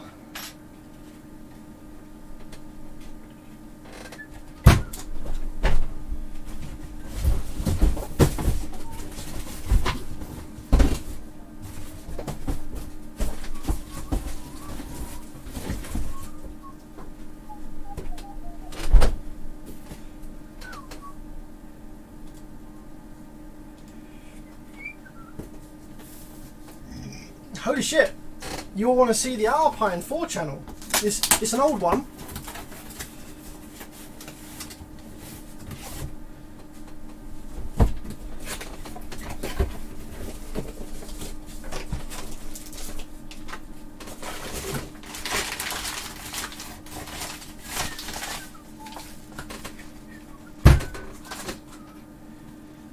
Yeah, Alpine 4 channel is winning, so we can jump that out. That one's going to be quite interesting, I think. So the Alpine that I've got in here at the moment, that 4 channel, the reason that it died was because the RCA tip from the customer's RCA wire fell off inside the amplifier and was rattling around, so it would have shorted out some random shit in there probably. So that one could be quite an interesting repair.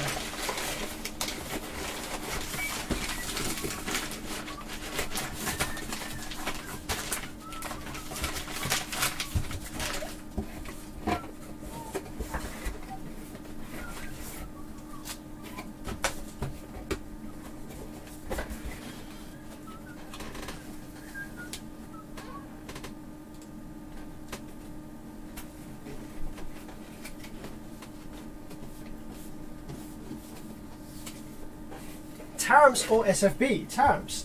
SFB is just bullshit. SFB is a Chinese clone of the Sound Digital board, which isn't that good in the first place, and they kind of screwed up the copy. So if you're going to buy a Brazilian circuit design, buy it from the Brazilians, don't buy it from the Chinese that copied them. Don't buy SFB, don't buy a B2 Riot, don't buy a GZCA, don't buy Def Bonds Apocalypse. Alright, we'll do the, hang on, it's 40, 47, yeah, so the Alpine is still winning by quite a big majority. So we're going to do the Alpine next then, guys.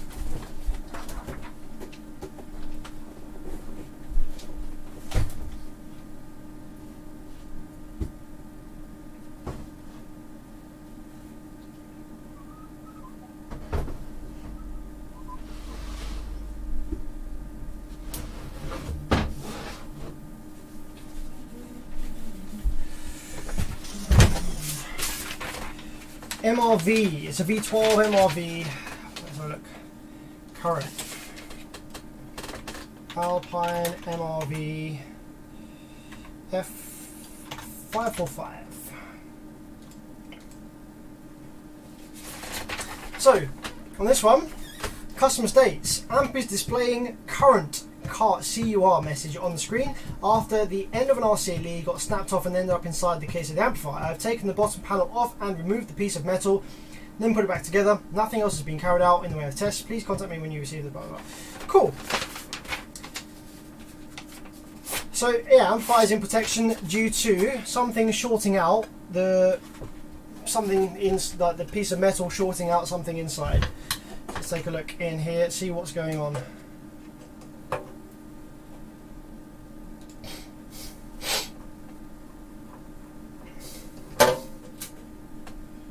Yeah, Alpine are sick, man. Alpine are awesome. They make some freaking awesome amplifiers, these guys.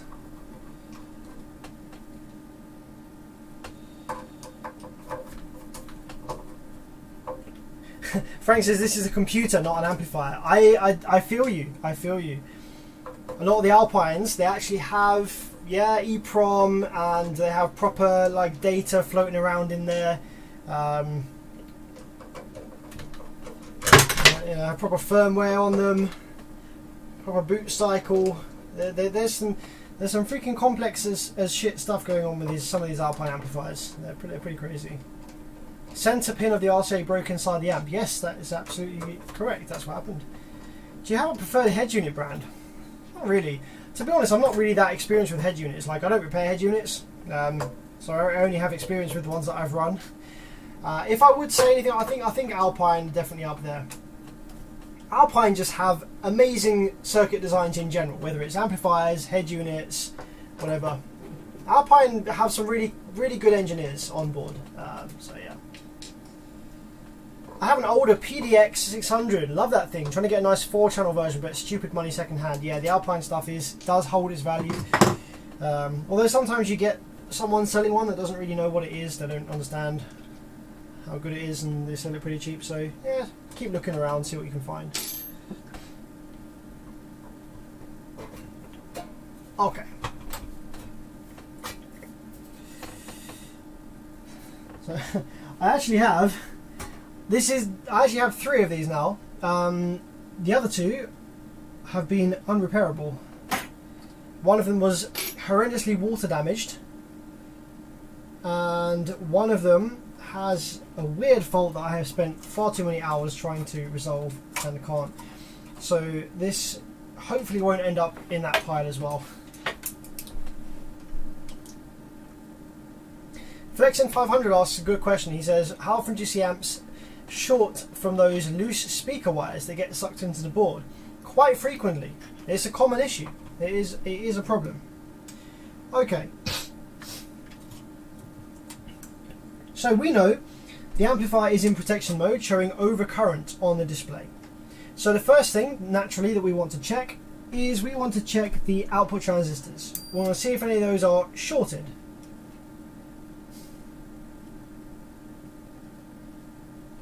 We're looking for low value resistances. I really hope that it is just an output transistor or something that's shorted. Because if it's not, then it will be that the little piece of RCA wire got like shorted on shorted out some of the drive circuit or some bullshit like that, and that's going to be an absolute pain in the arse probably to repair. So I really hope that the issue is output transistors.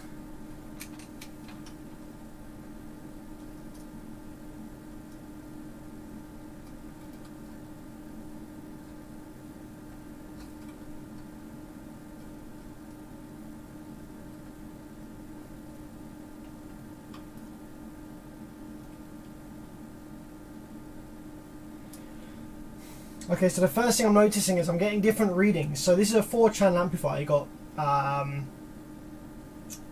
channel, what's probably going to be, wait, this is 4-channel, yeah.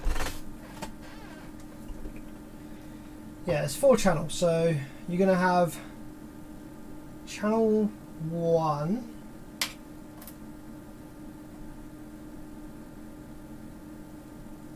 No, hang on a minute. How the fuck's this working? Channel 1, channel 2, channel 3, channel 4. No, sorry, this is, yeah, this is a 4-channel, so hang on. We've got NPN, NPN, PNP, PNP, PNP, NPN, NPN, NPN, PNP, PNP, PNP, NPN. So let's take a look at channel 1 to start with. Channel 1 positive speaker terminal goes over here. We have that connected to this transistor, and that's it. Oh, okay, that's fine. So each channel is made up of 1 NPN, 1 PNP. So we've got channel 1, channel 2. No, that doesn't work either. What the fuck? How is this working? That one and that one. Not that one. Channel 2 is made up of that one and that one. Okay.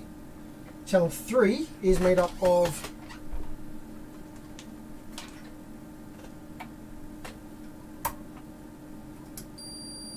that one and that one. Okay. Channel 4 is made up of that one and that one and that one and that one. Channel 4 has continuity to 4 of these guys over here for some reason. And channel 3, yeah, so yeah, a little bit bamboozled about what the heck's going on here.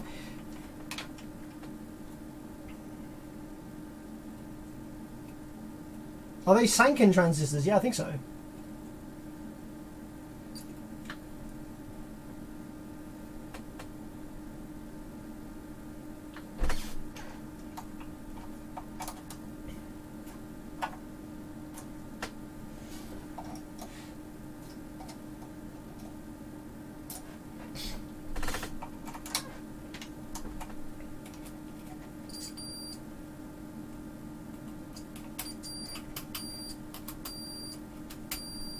So yeah, channel 4 has 2 NPNs and 2 PNPs connected to the terminal, but all the other channels only have 2.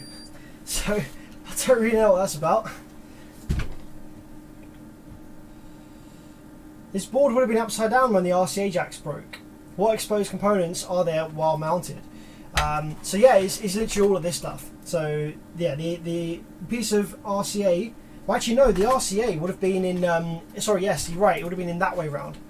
So whatever components are on the other side of the board is probably going to be the issue. So I think what we probably need to do is go ahead and take this thing out of the PCB entirely and do some visual inspection on the other side of the board and see if we can see any signs of shorting or arcing or anything like that anywhere around the top of the PCB from the piece of RCA that fell out.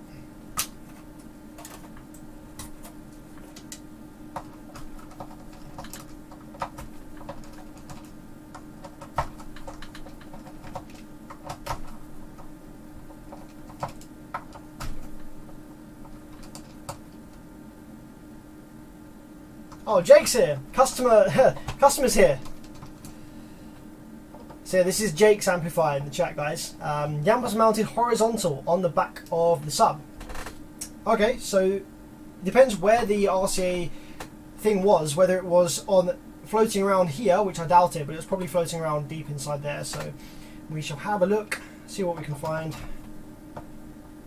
Channels 3 and 4 both have 4 outputs each. Well, channel 3 only seems to have 1 output transistor, 2 output transistors. Oh wait, 3, 4. Oh yes, you're absolutely right. So channels 3 and 4 appear to be higher current, higher power than channels 1 and 2. Okay, now this makes sense with how many output transistors there are. So channels 3 and 4 have 4 each, channels 1 and 2 only have 2 each.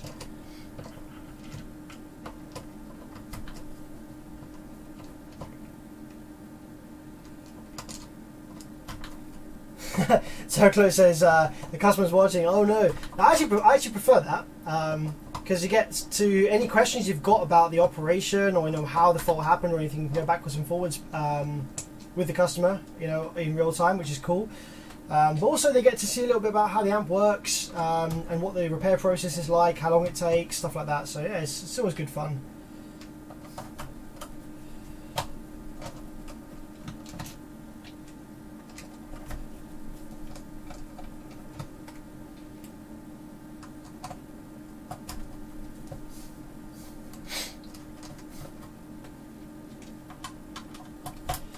Many screws.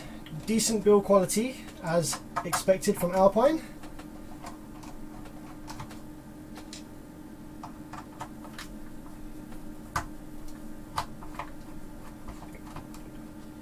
So what's interesting actually is I do have, like I said, I've got 2 of these amplifiers that are kind of just donor boards at this point. They're unrepairable. One was water damaged. Now the water damaged one is interesting to me because the water damaged one doesn't work because the traces are corroded. So the actual components on the water damaged one, the actual transistors and resistors, capacitors are probably fine. And that's not a bad thing to have, because then if we really get stuck with this one, what we can do is we can use the water damaged one and this one and compare readings between the electrical components on the boards to kind of get an idea as to whether any of the ones that we're reading on this amp are faulty.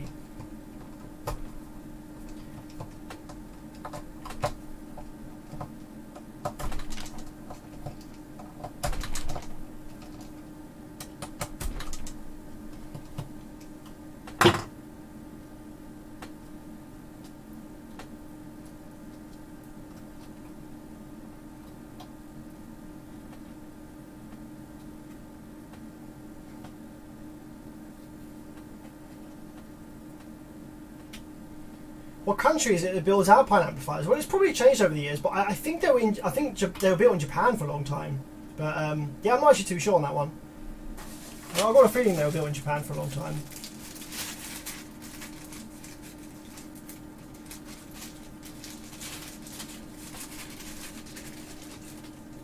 Just put all the screws in here nicely so we don't lose any.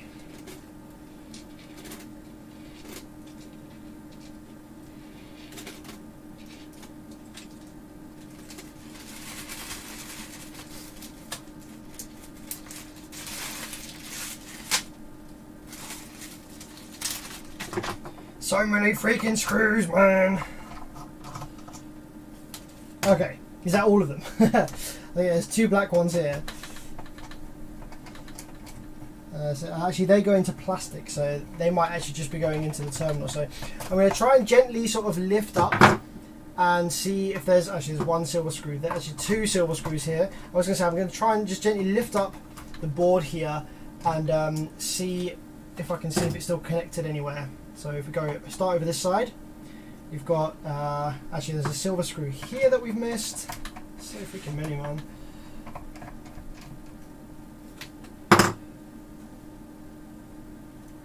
Okay, so it looks like this black screw here is holding us down. So on the board there's actually some markings here. Around the screws you've got a thick black border, means a silver screw, and a thin black border seems to mean a black screw. That one there, another one, another black screw.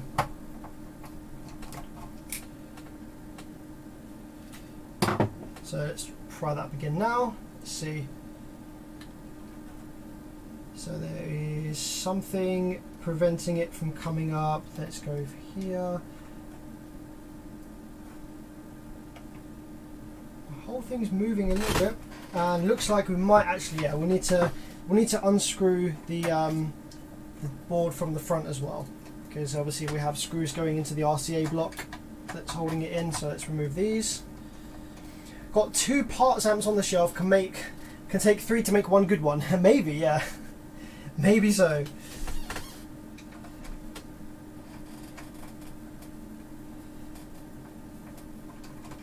So here in the US, a lot of people are always posting Sundown full bridge failures, but I rarely, if ever, see that the DefBonce versions are failing. I think maybe just less people have the DefBonce ones. Like, Sundown is a kind of nut hug brand where, you know, people will buy it just because of the name and stuff like that. Whereas people buying DefBonce stuff, it may be that they maybe know a bit more about what they're doing. I don't know really. It's a tricky one. Maybe people will complain about the Sundown more because it's like one of those brands that should just work because you're paying a lot for it. But yeah, it is one of them ones where it could be. They're the same circuits. Like, there's no differences between the DefBonce version of the circuit and the Sundown version of the circuit. They are the same, so it's not like the DefBonce is more reliable. I had a guy on Facebook, I think it was yesterday, he was trying to tell me that the DefBonce amplifiers are made in Russia, and they're not Chinese, because I was saying, I can't remember what, it was some post about what to get, or some issue or something, and I was saying, well, yeah, these are all just the same Chinese clones of sound digital circuit made in China, and some guy came on saying, no, Defbonce is Russian. And I was like, yeah, the guys that are ordering these amplifiers from the factory might be sitting in Russia.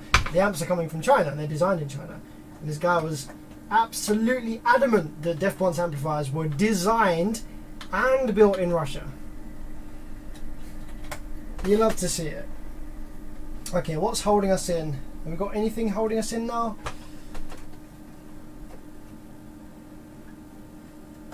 Like, this side of the PCB is coming up a little bit. There's something very slightly maybe caught just under here. It's kind of coming up like a sponge. It probably needs to all come backwards a little bit. Push the circuit back that way a little bit. So this daughter board here, this will come out probably, because this is a little daughter board, and it has big jumper wires here connected to the main board. So should really get that out. You see here, you've actually got this rubber thing that's connecting the two together, so we'll keep that in place.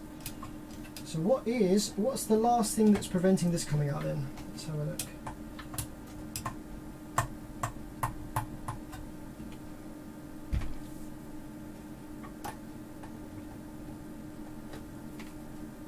It's like there's something that's like hooked under here. I can see it. You can hear that touching the metal, so it's like something hooked under here. It might actually be a case of needing to remove this heat spreader. I seem to recall something like one of the inductors gets caught on the heat spreader ever so slightly, so I'm just going to see if I can remove this heat spreader. That might get us out. It might have been easier just to remove the heat spreaders in the first place rather than the transistors, but there it is. There we go. See, that's just held in by that heat spreader that just gets in the way slightly there. Okay, so I think that should now be everything loose. So we just got to wiggle her out.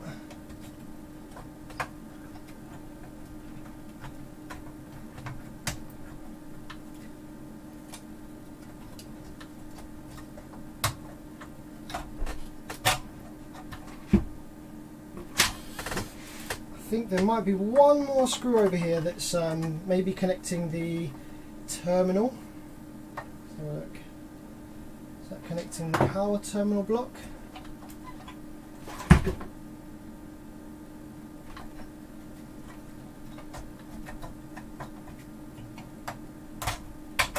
There we go. Okay. There she is. There she comes. Here she comes. Like a nice tight fit, don't they, Alpine? Okay, let's put the heat spreader over to one side. Put that down there.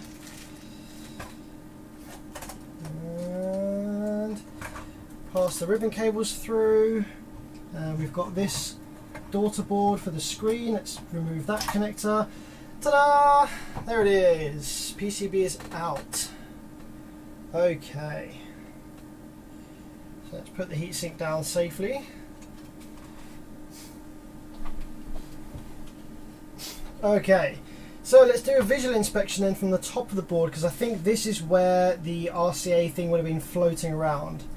As we got the RCA block here, so the RCA tip would have come through here. I think the guy said that it was sitting horizontal on the sub box, so maybe with the terminals at the bottom like this perhaps, or maybe that way up. But either way, let's do a visual inspection, see if we can see any signs of sparks or arcing or anything like that on here.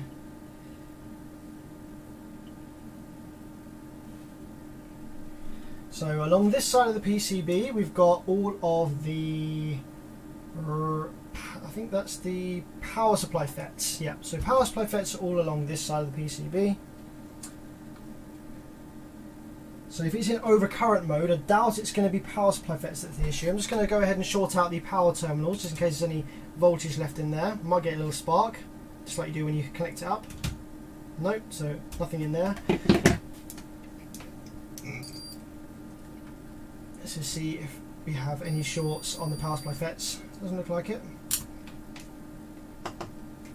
I actually need a fuse in, don't I? Where are we? Let's just drop a fuse in order to short out the speaker terminals. The power terminals, sorry. Drop a fuse in, short out the power terminals. Move the fuse over here in case they split into two. Do the same thing.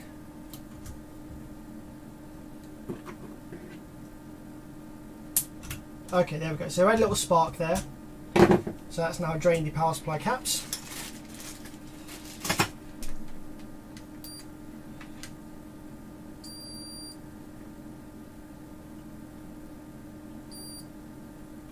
Okay, power supply FETs look alright. So visual inspection then on the board here. Can we see any signs of something sparking away or arcing? Now it's a good thing if the piece of RCA wire, the RCA tip, was floating around this side of the board. That's probably better than floating around the other side, because the other side of the board we have all the surface mount components and the EEPROM and everything like that, all the control circuitry, which would be a bit of a headache if it was shorting out any of that. So on this side of the board, really the only exposed components itself is like the output MOSFET legs, rectifiers here. We can check to see if there's any of the rectifiers are shorted. They'll have a short between a couple of these legs because of the transformer wind, but we shouldn't have any shorts between legs 2 and 3 and 1 and 2. That all seems fine. We also have voltage regulators over here. This is generating the voltages for the control circuitry to run on and the preamp circuit to run on. So we can just make sure that none of these transistors over here are shorted. So if we flip over the board, and we can read all of their legs over here. Let's have a look. Make sure none of these are shorted. Okay, that's just some voltage in there. And the capacitor.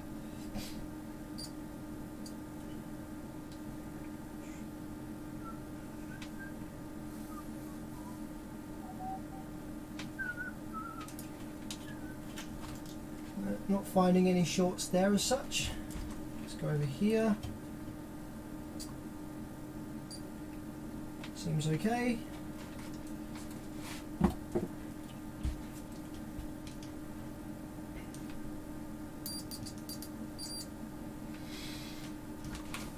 Okay, so we're at the point now where we probably just want to be powering the board up and seeing what we have on, making sure that it's building rail voltages, making sure that the power supply is switching correctly, etc, etc.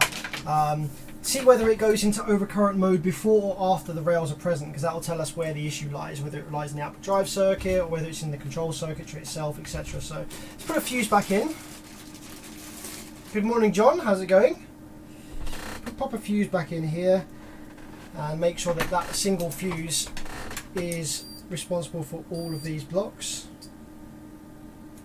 Okay.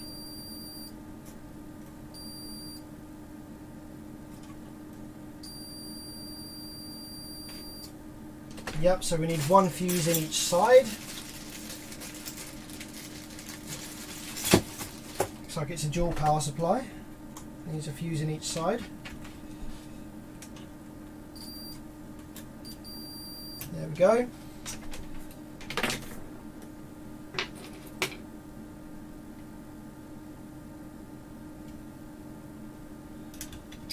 David says it looks like it's got awfully blurry. Are there cameras zooming in and out? Yeah. So we can zoom in here. Get nice and close on the PCB. It could also be if the connection for the live stream goes bad, then the bitrate will drop, which means that the quality will suffer. So it could be that as well. That's the issue.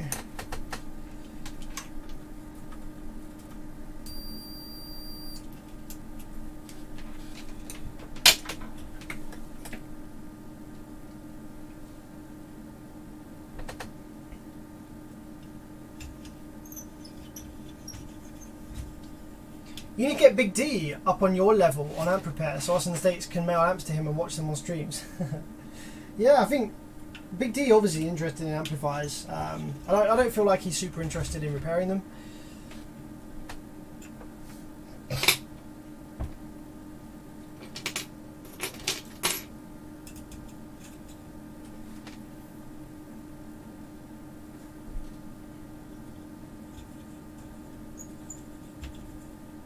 Okay, power ground and remote is hooked up. I can't remember if these amplifiers power up fully without the control screen and stuff connected. So if we have a look in the heatsink, the PCBs that we're missing is this little PCB up here. Looks like this just runs the screen. We've got a few pins here which are marked out. AD key, VCOM, clock for the screen. So yeah, I don't think that this PCB is actually doing anything with the circuit. We'll obviously have the preamplifier boards here. By the looks of it, this is going to be for controlling settings and stuff like that, filters. So yeah, I don't think so. We don't need either of those present either for the amplifier to power up. So let's leave those disconnected for now. Let's just try and get the actual main amplifier board itself up and running to see what the issue is here. So if we probe one of the power supply FET drains, we can hopefully see some switching there. Let me apply the remote. Yep, so okay, the power supply does begin to switch. Now I've just turned it off immediately there. I want to have a look at the rail voltage. So we have positive rail, negative rail, positive rail. Yep. Negative, positive, negative, positive, negative, positive, with nothing on the others. Negative, positive, yeah.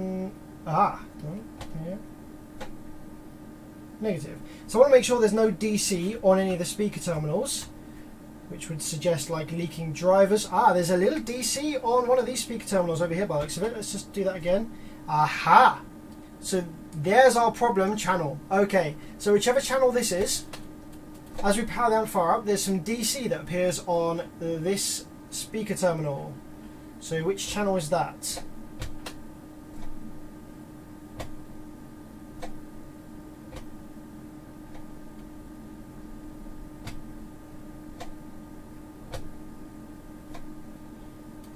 Which channel are you?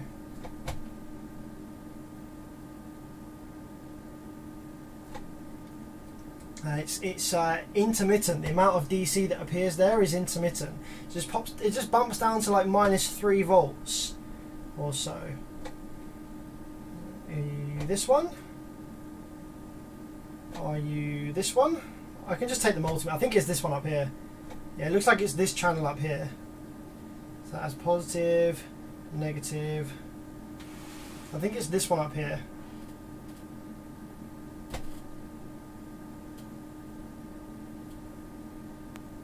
No, maybe not. Alright, screw it. Let's get the multimeter out. It's definitely one of the ones on this little PCB here. I think it's this one here.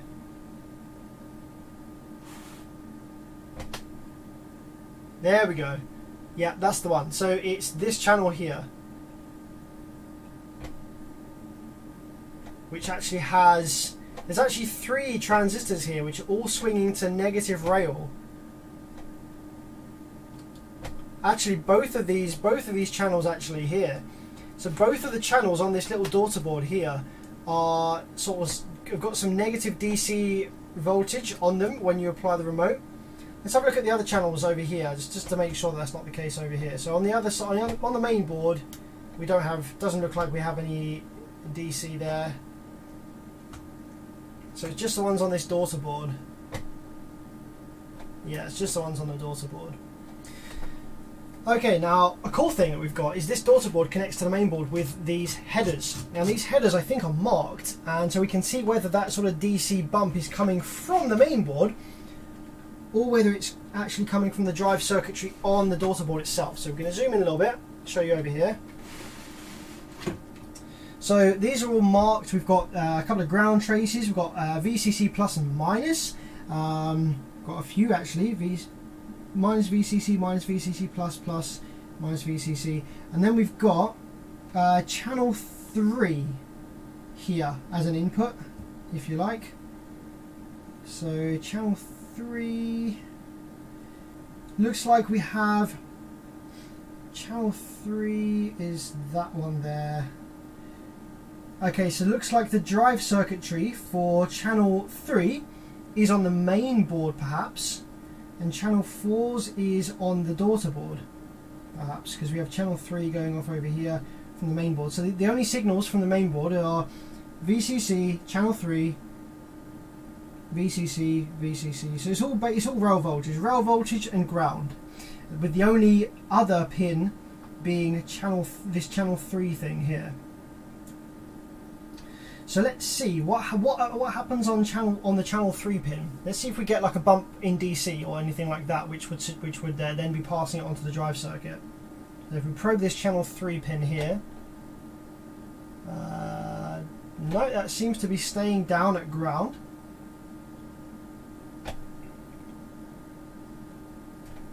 So I don't think the issue is coming from the main board.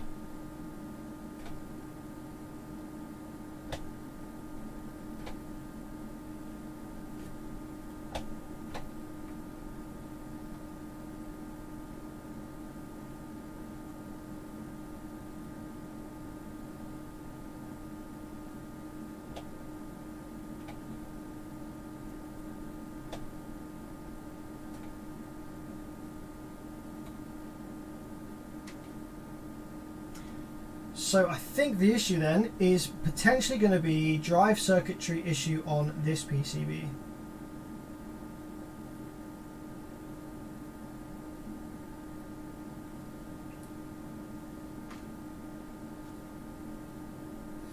Oh, actually no, look, sorry, there's one thing actually that's missing.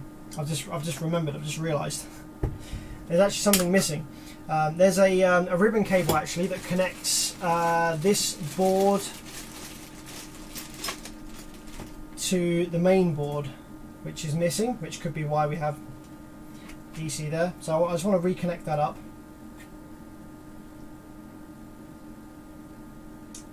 That goes from here to here, doesn't it? So that was that way round like that.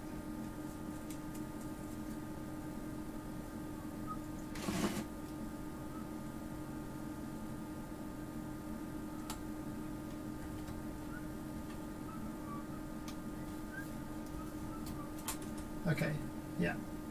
Let's see what that changes. That we have that on there.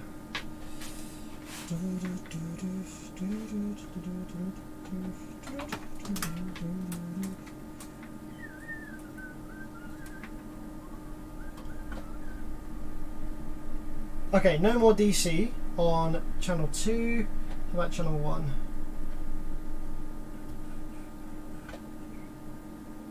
No more DC on channel 1 either. Okay, so that must have just been because that ribbon cable was missing, so there was like some residual current. So the amplifier now then is turning on. We have rail voltage which is building. It's building up to 33 volts positive and 33 volts. Yeah, 33 volts positive and negative, which is good. We don't have any DC offset on the speaker terminals with that ribbon cable reconnected as it should be. So it looks to me like whatever is causing the issue is actually like in the control circuitry. So the amplifier thinks that there's an overcurrent issue when there's actually not, which is more of a pain in the arse. We'll do some basic troubleshooting, but I've got a feeling that this might be something like when an amplifier fails due to blown speaker, blown output transistor, like when an amplifier fails in that fashion, it's very easy to be able to trace back the damage. So you'll end up with broken output transistors, and then if there's more damage, it'll be drive circuitry, and then pre-drive circuitry, and then auxiliary voltage supply. When you've got a random piece of metal floating around inside here, it could have touched anything, and the damage it would have caused will be completely random, and you've no idea really where to start, only by the fault that's being presented. So the fault that this amplifier is presenting to us is that it's saying it's in overcurrent. I'm going to unscrew the screen from here just so we can see what it says on there. I think it's going to say overcurrent, isn't it? Just want to have a quick read of it.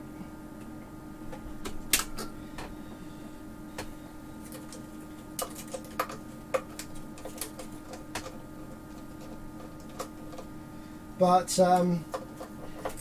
really, with this kind of failure, the only thing we can do is take a look at the circuit that is responsible for dealing with protection. So we can take a look at the protection circuit, try and figure out where it gets its signal that's telling it that it's, you know, that there's an overcurrent issue, and try and work our way back from there and see whether we find any dead components. And the best way to do that would be with a schematic, which I don't have on me right now. I don't think I might be able to find one online. If anyone's actually kind of not doing anything right now, maybe have a quick look and see if you can find a schematic for this amplifier. The name of the amplifier is in the bottom of the screen there. Just and then I'll have a quick look. If you can't find it, I'll have a quick look as well. Because a schematic would come in massive handy here with this kind of failure in finding out what the heck's going on. So we're going to connect our daughter board for the screen and just see what it says. Just confirm that it's showing an overcurrent protection after being taken apart like this.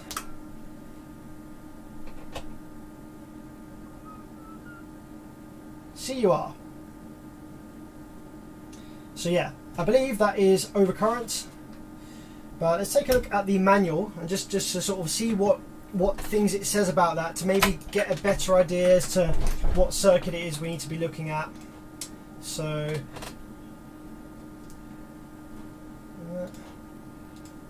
Alpine what is this?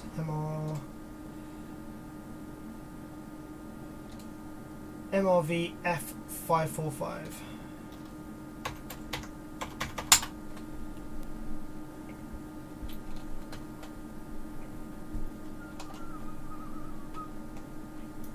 Is it possible that the amp stores a fault and stays in protection after it was corrected? No, that's not something that no, car amplifiers don't have that. I've never ever once in my life, in all the amplifiers I've ever repaired, even ones with EEPROM and data and stuff like that, had to reset an amplifier out of protection mode after repairing the issue. Every time you power cycle the amplifier, it will do a health check and check for faults, and this amplifier believes that there is a fault present at the moment. So if we just go and have a look and see what it's saying for CUR, just see if it gives any hints as to where the circuit might be. Looking for like troubleshooting. Is there a contents page? Specifications.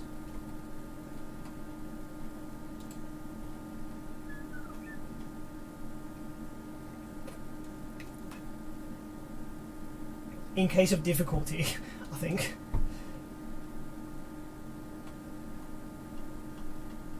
Here we go. The amplifier has been shut down due to excessive current. Find and eliminate the cause of excessive current. So we know that that's not the case. We know that there is no... oh, sorry, screen. We know, if we have a look at here, this is the mode that it's in at the moment. The amplifier has been shut down due to excessive current. So we know that the amplifier doesn't have an excessive current issue at the moment. When we're powering it up, look at the current reading on here. We power it up with 12 volts and we have 0.7 amps. So there is no overcurrent fault, but the amp believes that there is. So there is something wrong with the protection circuit in this case.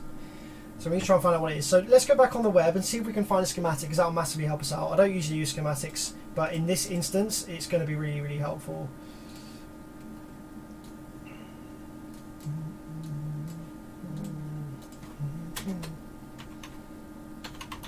I'm just going to do a basic Google search just to see, because this is an older amplifier now, so we might find schematics somewhere online.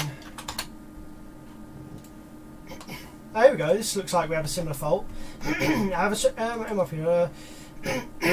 amp works fine at low to mid volumes, however once you start going up low. Okay, that's not quite our issue. That sounds more like an actual overcurrent issue.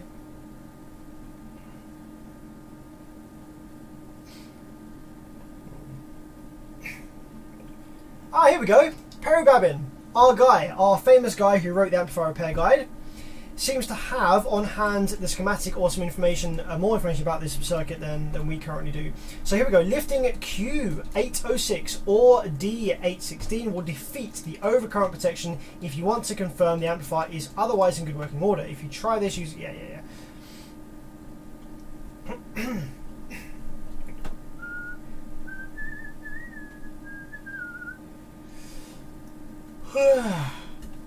So with that information, even without the schematic, with that information, we can actually take a look at these components that Perry has suggested here, and we can actually look at the circuit around the area to, because that will be where the overcurrent protection circuit is located, and we can look at some of the components around this area and read them and see if any of them are shorted or reading bad or anything like that.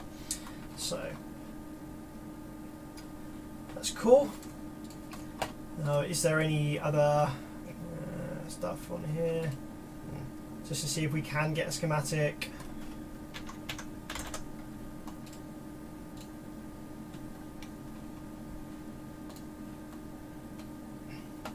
Service manual for the 1507. I don't know if that will be similar. Let's try searching for service manual instead. Service instead of schematic. Oh, here we go. Email me so I can send you the service manual. So someone does have a service manual. Perry's got the service manual. So if need be, we can get it from him probably. But let's take a look then at those components that he suggested to lift for disabling overcurrent protection. My man Perry coming in. Q806. So let's go on a hunt. Let's go on a hunt for Q806. Strictly Amp says, Bevis, check your Facebook Messenger. Okay, bear with me 1 minute. I'll have a look at my Facebook Messenger.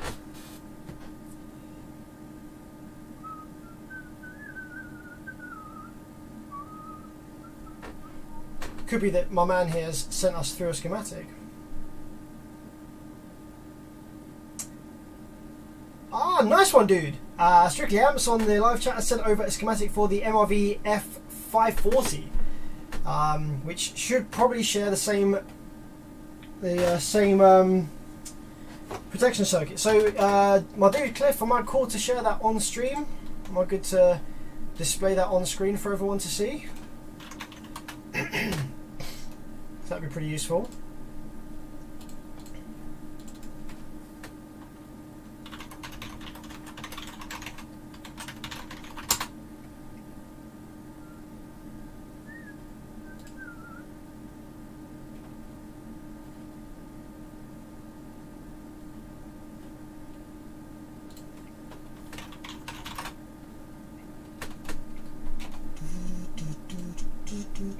Strictly Amps, yes sir, excellent stuff. All right, let's get this downloaded then, shall we?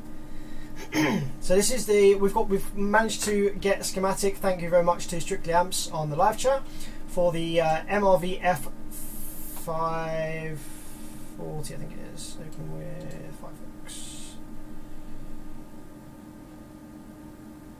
Is it going to open? I don't use Firefox. I only use it for streaming. So.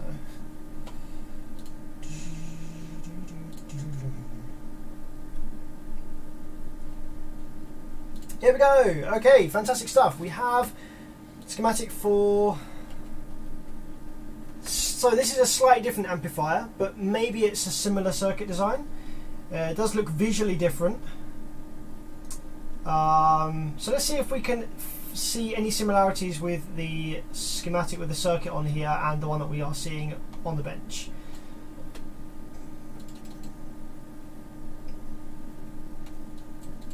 Unfortunately, this is all scanned from paper, so I can't actually use the search function. So this might take ages to actually dig through and look. To output PWM or output PW board. I'm just seeing if there's like a bit that says like protection circuit, pre-driver, bias, preamp, overcurrent and short. Here we go. What's this? Q157, 158, etc., etc. Overcurrent, ground short, overheat protector. So that's. Is that in this part of the board now then maybe? Q157. What have we got around here? Here we go, Q157. So let's see if the circuit on the bench here looks anything like the one we've got here. So we've got Q157. So that's all going to be around here. We've got got a dual transistor, got a little 6-leg dual transistor over here. This Q175 by the looks of it. I don't think this board on the bench has any of those components. Maybe it does. Let's have a look. Oh yeah, maybe it does. Maybe it does. Right, let's zoom right in on this and have a quick look. So Perry was saying to lift D816. So let's hunt for D816, which is probably going around here. So based on the schematic that Cliff just sent through, the protection circuit is around these little 6 or in this case 5-leg ICs, which are like dual transistors. So we're looking for D816.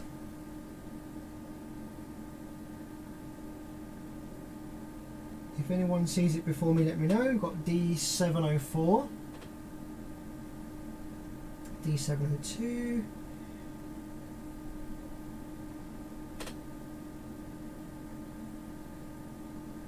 IC,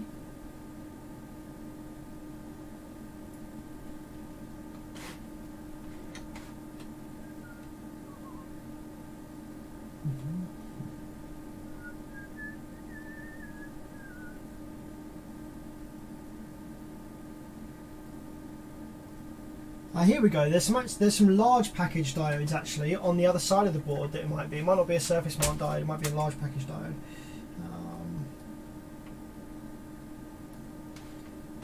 So let's see if there's any over on this side of the board. Nope.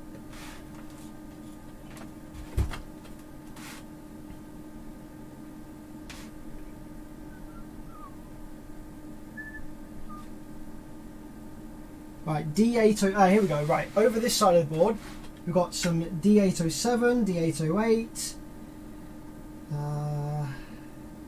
Q803, Q9, D703. And this maybe is the overcurrent protection on this little daughter board. No, this is just a screen, isn't it?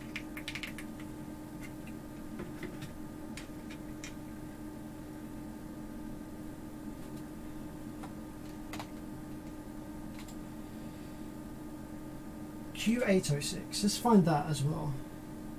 Q803, D807, Q807, it must be around here. Q801, Q803.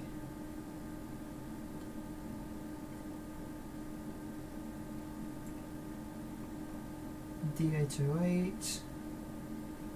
Where the heck? Just past it. Sean Barlow, where? I can't see it. I'm blind. So I'm looking for Q806 or D816.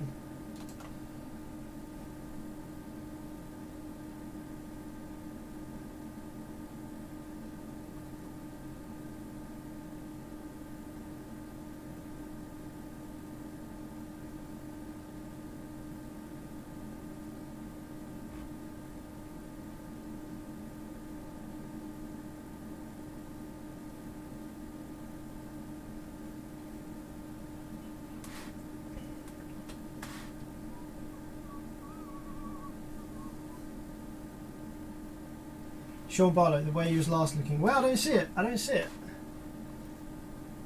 Right, let's go through every single one of these, right? So we've got D808. No. Next one along. D807. Is that the one I was looking for? No, D816 or Q806. D802. Q807. Is that the one I was looking for? Nope, Q806 I need. Q803.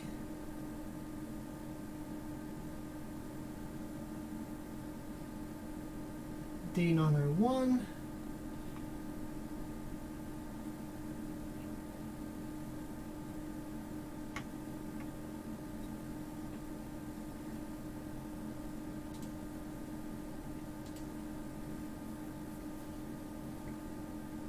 Hang on, maybe it's somewhere around here down the bottom of the circuit.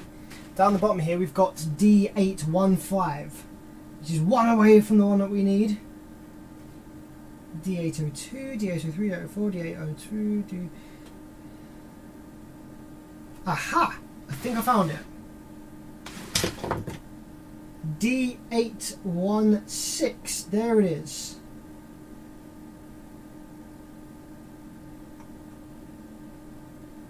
D816. So that is the one that Perry has suggested it will defeat the overcurrent protection if we lift it.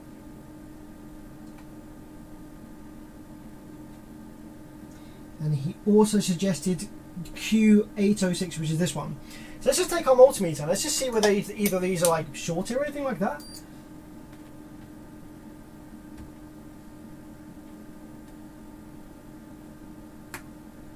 So we have a diode mode reading on this one. That's reading correct. Sorry for the flickery screen on the snake cam.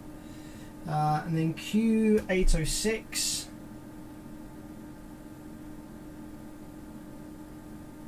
It's not reading as a... aha! Hang on a minute. Q806 is shorted. We got a short there. I know that the screen is flickering around like crazy. There we go. We've got a short there. Now I wonder, is that the transistor that's shorted? Maybe it's this. There's something on the other side of the board here. What's that? What's that? What's that? That is a capacitor. There's a capacitor just here. So it looks like we've got a short across this capacitor. So it's either this capacitor that's shorted or it's this transistor. Okay, okay. Perry may have come through with this one. Right, let's remove Q806 and let's see if the short goes away.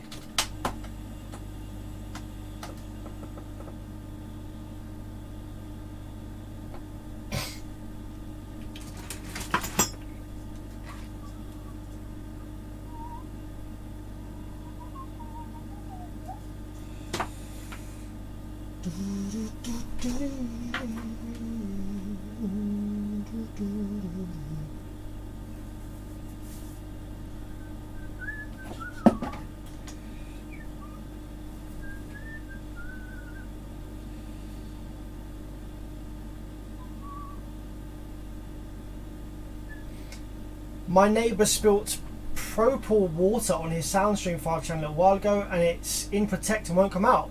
We took the RCA end off and blew air in it and nothing looks burnt. It's probably got shorted output transistors. It's the most common reason for it being into Protect. It could also be in Protect due to damaged drive circuit, damaged protection circuit like we maybe have here.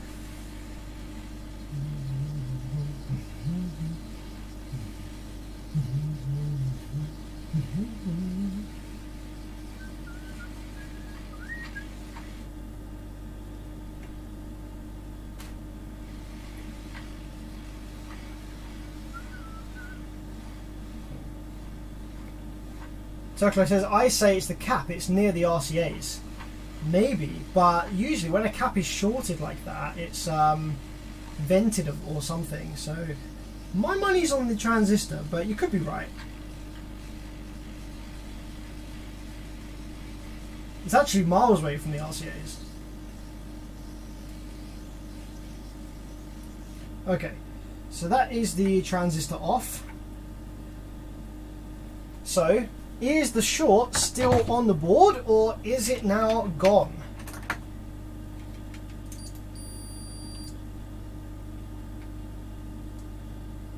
Okay, the short is no longer on the board. So maybe it's just this little bad boy that's shorted that was causing that. Let's have a look. Flip her over.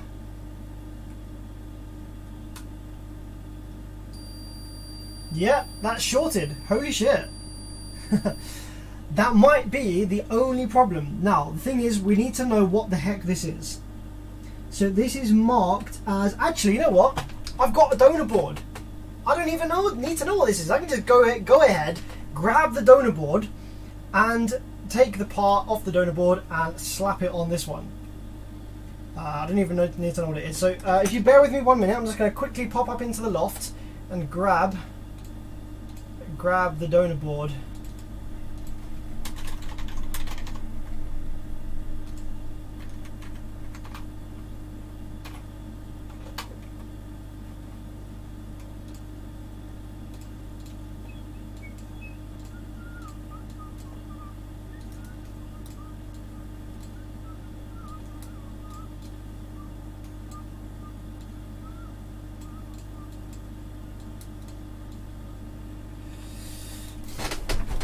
Yeah, we're just going to grab the donor board and we'll replace that.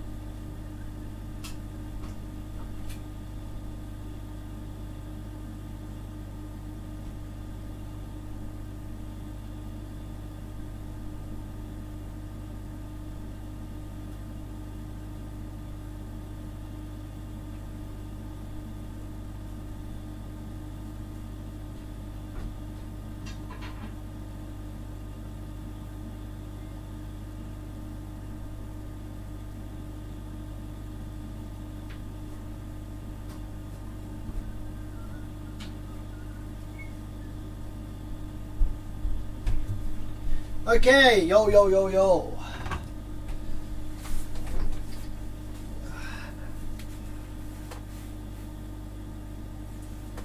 Circular says, no, the customer is watching. I'm not sure why that's a problem. This is the best solution.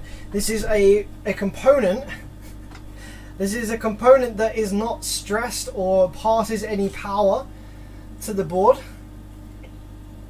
And it is the original part, which is going to be the best part for this amplifier. And I imagine that the original part isn't made anymore. It's going to be a nightmare to get, take ages to get. So if I can replace this from the donor board, then we have a working amplifier possibly tonight, and it can be sent back ASAP. Because yeah, like I say, the failure mode for this one on the bench was something in the board, so it's not an issue. The failure mode for this one was water damage to the traces, not affecting the components. So let's take a look. Have a look at this water damaged PCB that I've got here. So this is why I wrote this other one off, and it's now a donor board. So let's zoom right in.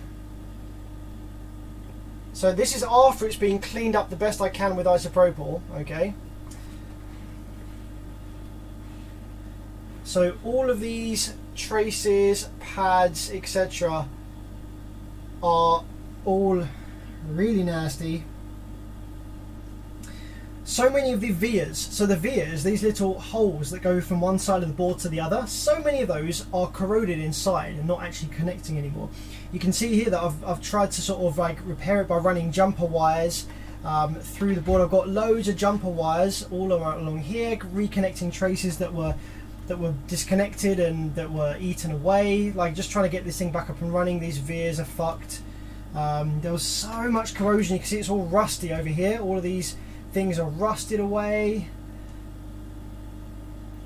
Absolute ball ache, this one. There's loads of shit over this side of the board. So it wasn't just one part of the board that was affected. It's all over here.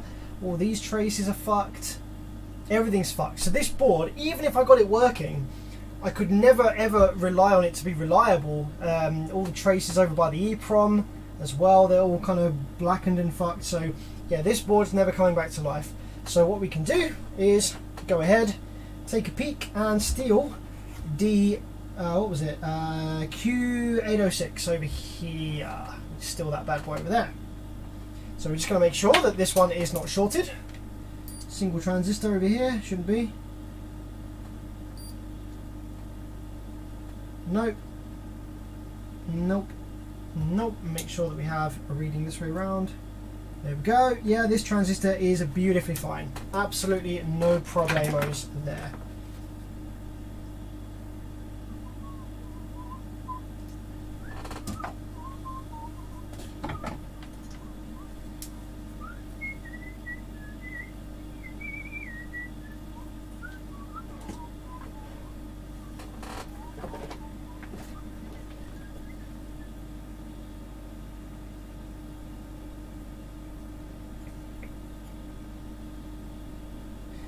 Cody says, thanks man, it does have a separate board that got wet with the bass knob pour, low pass filter, etc. Yeah, that won't cause it to be in protection. If it's in protection, it's detecting DC offset at the speaker terminals, or it's detecting overcurrent or something.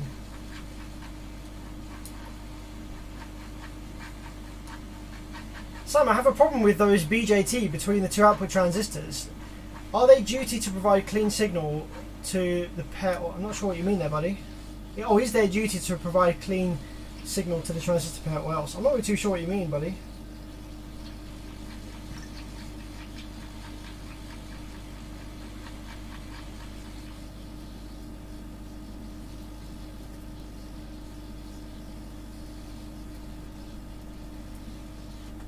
Okay, so there's our replacement component.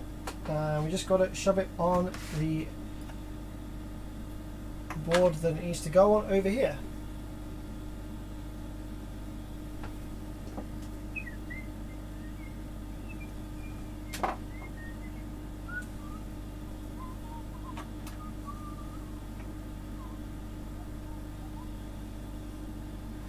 If this is the only issue with this amp, then the customer is very, very lucky. Having a random stray piece of metal floating around inside your amp can cause all kinds of headaches, all kinds of damage. If this is the only thing it's shorted, then that is amazing.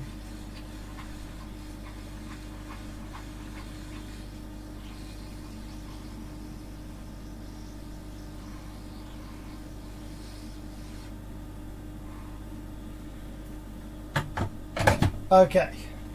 Get that stanky water damage donor board out of the way.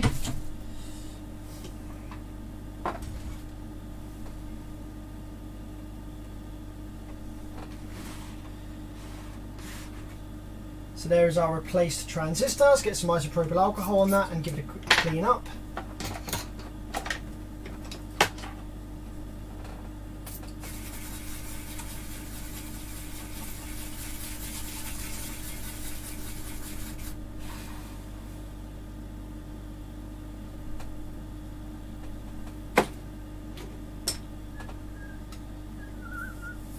Okay, so now then guys, kind of moment of truth, we're going to power it up and see whether the screen still displays overcurrent or not.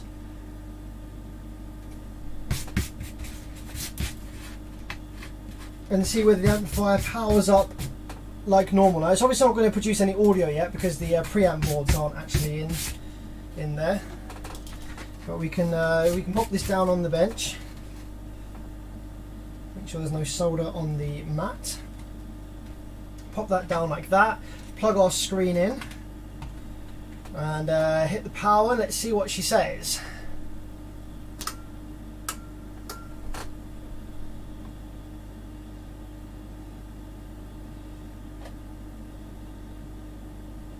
Oh!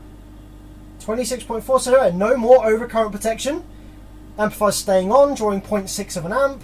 And yeah, we have amplifier appears to be working as intended. Alright, so now that might just be, customer might be freaking lucky as heck with that. One single component, that might be the luckiest shit I've ever seen. So now we just need to put it back in the heatsink and plug everything back in and confirm that all 4 channels are producing good, decent audio. So the saviour of this amplifier repair was Mr. Perry Babin, without even knowing it, with his old thread in 2014, his comment on an old thread from August 2014, suggesting to check out these components for overcurrent protection. Thank you, Perry.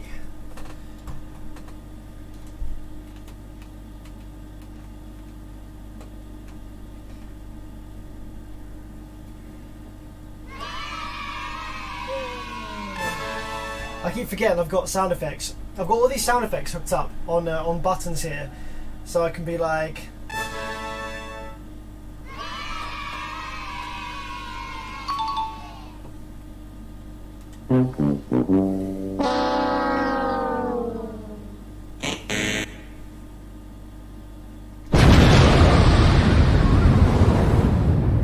I keep forgetting that they're there. I could have used them so much.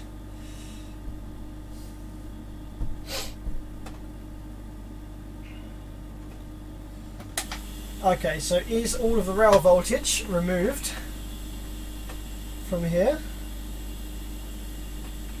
Yep, no more rail voltage present, so we can go ahead and get this back in the heatsink, I think. Yep.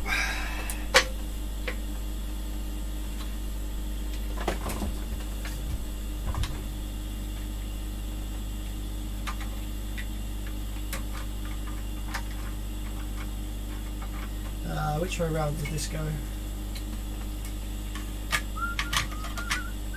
There we go, that way around.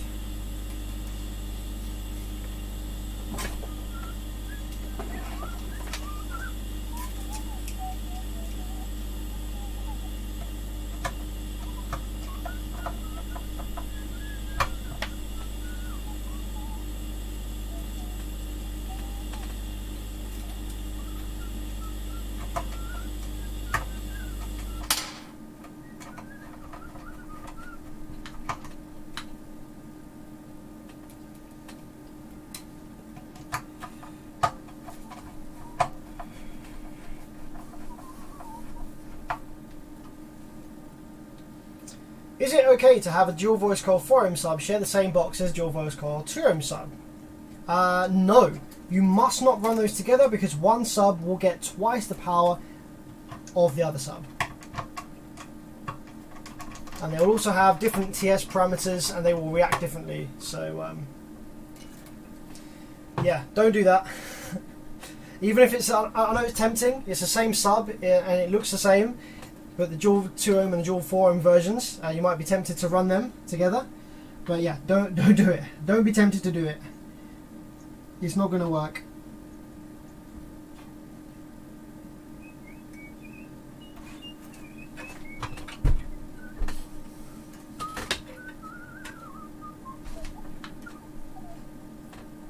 Okay, so we need to make sure this goes back in the heatsink in the way that it came out. So we actually had the heat spreader for the power supply FETs. I think that needs to, because that came out with the board, didn't it? So I think if I try and put that back in now, yeah. So the reason that we were having problems getting this out earlier was because you can see here the heat spreader kind of goes underneath these bars here like this.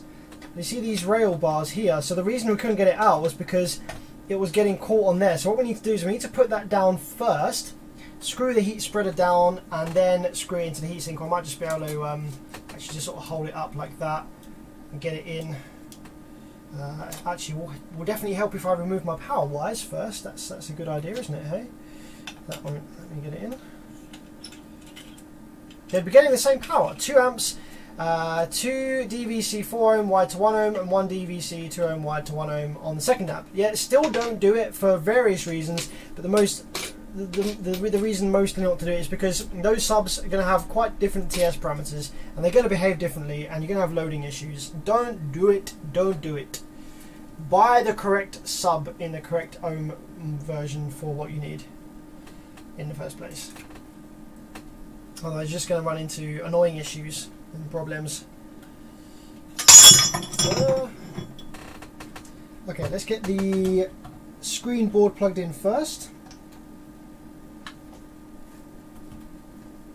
Then we need to pass up these ribbon cables through the slot here. Little slot there, that one, and that one goes through the same slot there. Okay, so now we can lower it down and to get the heat spreader back for the power supply FETs.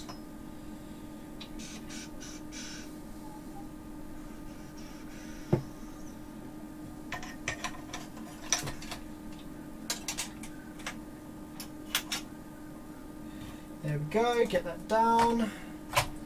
Let's remove the fuses because that will make it go in a little bit easier.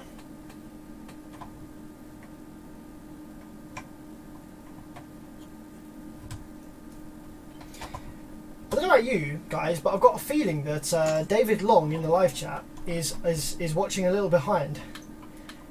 He said, you was right by it just a second ago. It's right there close to... I think he's referring to me trying to look for the diode and transistor. No, so... David, skip forward, my friend. We've moved on from that. Obviously he won't hear that until he gets here. There we go. Okay, we are down in the heatsink. So just need to readjust this heat spreader for the power supply FETs a little bit. Bring that forward and to the side so the screws can go in the correct holes. There we go. 1, 2, 3. That's that. That power supply FET there. So let's put some of the screws in. Now which one goes... here we go, yes. I was going to say which one goes where, but I think it's quite obvious that that one goes in there. And that one goes in there because the wires are different ways around from each other. There we go, lovely jubbly. Repair the RCA shield before you assemble it into the amp. So it wasn't the RCA shield that was the problem. The customer's RCA tip from his actual RCA wire fell off inside the amp. The actual RCA block on the amp itself is fine. So the thing that fell off inside was the little tip from the RCA. Snapped off. So that's now removed. The RCAs are in good condition here. These all look in a pretty nice condition. No issues there.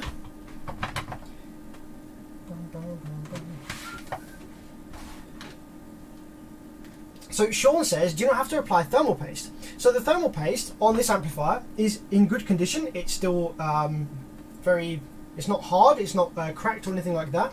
And we haven't replaced any of the components here on the heatsink. So we could apply new thermal paste, but I know this thermal paste that I've got is a very generic bulk buy stuff. It's not the best thermal paste. So we could wipe away all of the original thermal paste and apply this instead. But I've got a feeling that the original thermal paste on here is going to be much better than this thermal paste. And it's all still there, and the original components are still in the board. So the thermal paste that the original components have on them matches up perfectly with where it came off from on the heatsink. So it's all going to go back together the same way that it came off. The only time we need to apply new thermal paste in this case is if we had replaced some of the components on the heatsink, like the transistors, where they wouldn't have any thermal paste on them, and they would have a different profile on the the metal, different bump profile. So we'd need to apply new thermal paste then, but we haven't replaced any of the components here, so no need to do that on this occasion.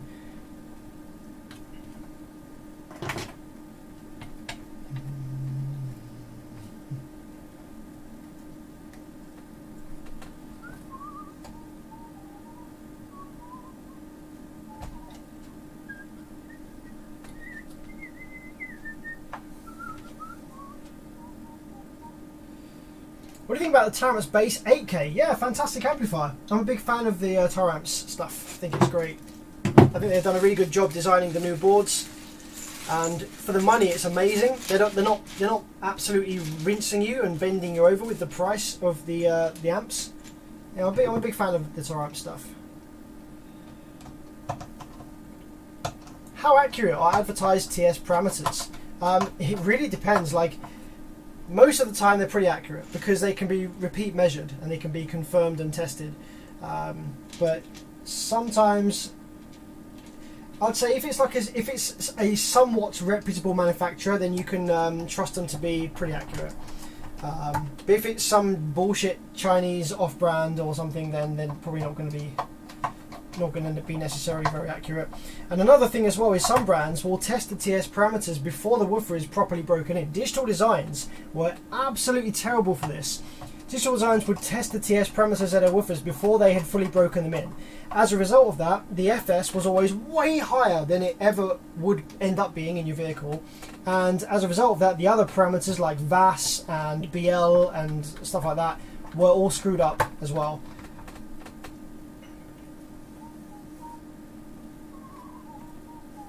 Okay, that's enough screws in the board now to hold that in place. So what we can do is we can flip her over and we can put some fuses in and we can test all 4 channels for audio.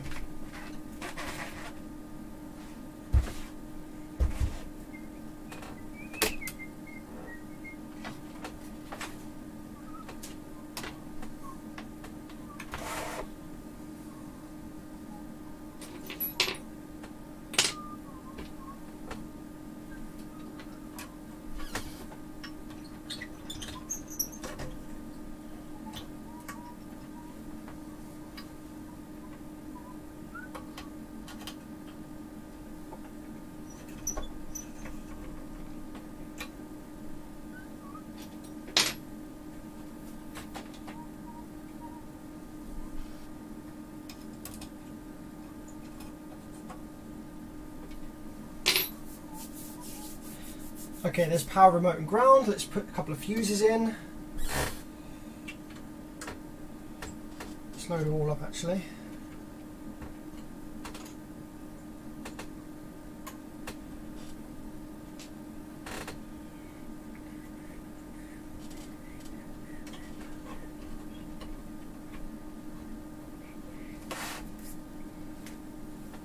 Okay, RCA. Knock that way. Let's get some RCAs hooked up in here as well.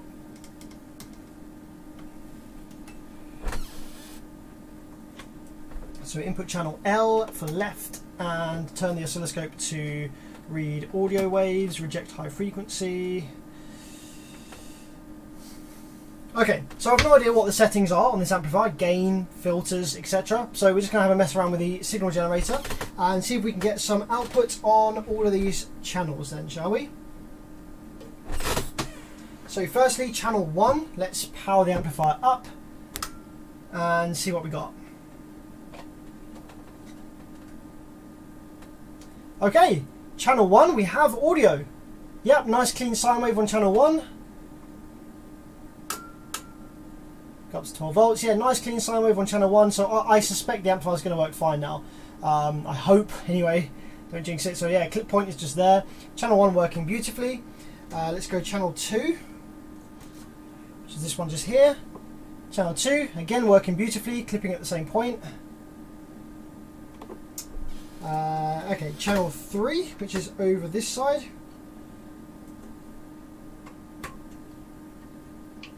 Okay, not getting anything on channel 3 here.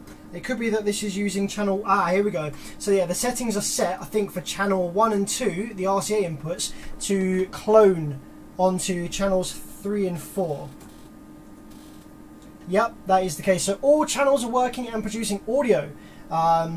So yeah, we should probably just double check that on 4-channel mode, we are still getting audio, but I suspect we probably are. Right, I think it's just a single Allen key here, because the other one's missing. Single Allen key here to access the controls.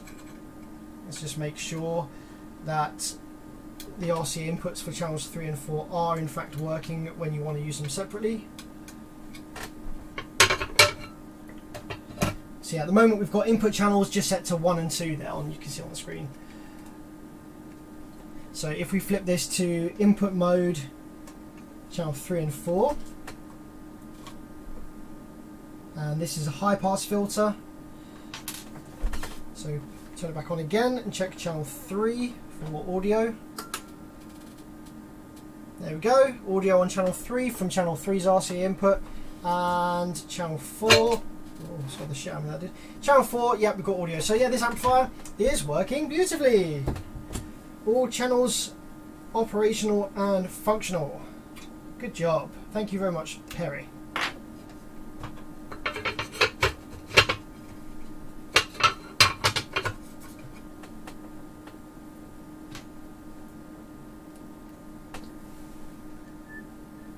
So all I've got to do now is put in 1,000 screws back into the board.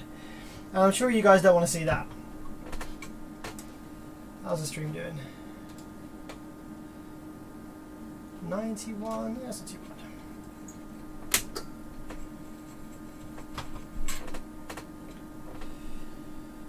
Cool, good job. Okay guys, I'm going to do about 5-10 minutes of Q&A if you want. And then we're going to lock off the stream. I'm going to have a snack, hot chocolate, and I relax.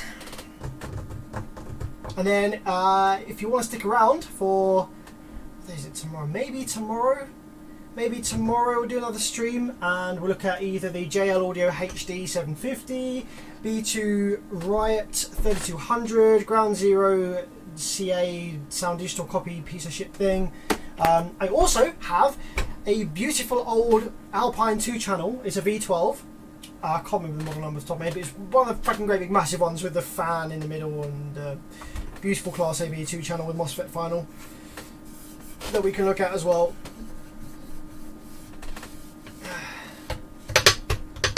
Sam, you have to get the Perry the Platypus sound effect clip. Which I can't remember which sound effect clip is that.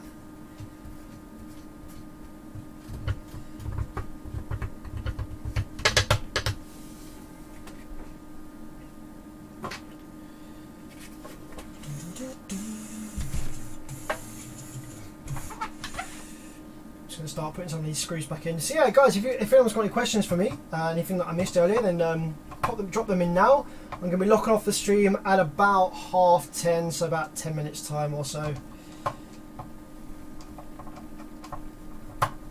Or if there's anything you want to chat about, really, any questions, anything to do with audio, anything not to do with audio.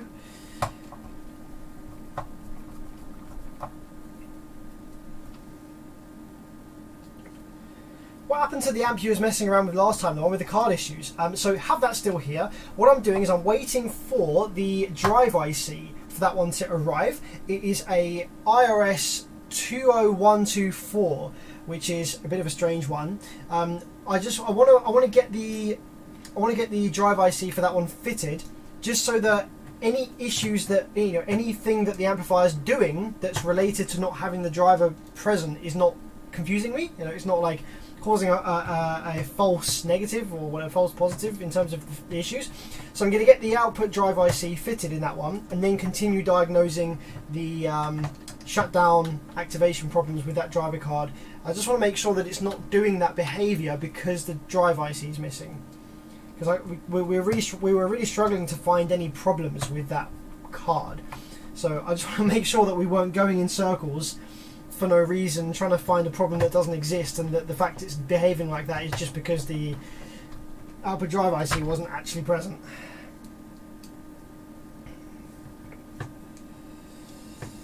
Thanks, Jake. Jake, you were very lucky here, my friend. You were very, very lucky here. Like that RCA tip could have shorted out anything on here. So it seemed that it must have rested across that transistor or diode or some component that was connected to that circuit that was responsible for overcurrent protection. But yeah, it could have literally done anything. It could have even taken out the EEPROM, which is a programmed IC in this board. And if it had done that, then well, I could have repaired it because I've got a donor board, luckily. But if I didn't have that, then it would be impossible to get that part because it's programmed at Alpine. Would you run the base 8K at 0.5? It depends on my impedance rise. If I was using DDZ3s or DDZ4s or something with really high impedance rise, yeah, absolutely. I'm currently running a Teramps HD 10K at 0.5. One of the old ass HD 10Ks, I'm running that at 0.5 in the van. And it's great because I have loads of impedance rise. So it's not about the amp, it's about the subs and the enclosure as to whether you can safely run at 0.5 or not. So you can run 0.5 on any amplifier provided you have the correct install and the correct circumstances to do so.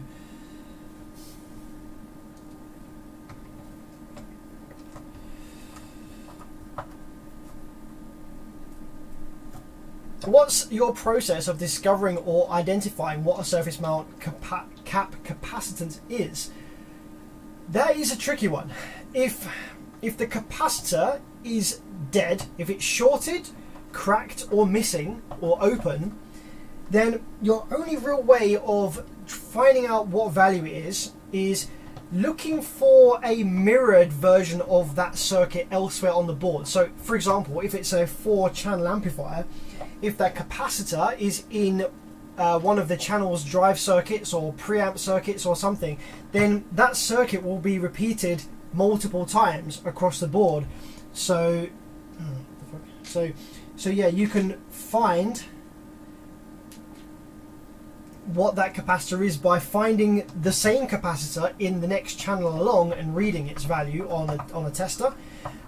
If it's just a single transistor with no like cousin elsewhere on the board, it's just one part of the circuit that doesn't repeat anywhere else, then the only options you've really got is to find the schematic for the thing you're working on that tells you what the value of the capacitor is, or if it's a timing capacitor for some kind of IC component or something, then you could calculate what value the capacitor needs to be for whatever that circuit needs to do. So if it's a timing capacitor that needs to set an oscillation frequency, on like some kind of thing like a 555 timer or on like the TL494, then you could work out what value the capacitor needs to be in order to get the correct frequency, oscillation frequency, for example.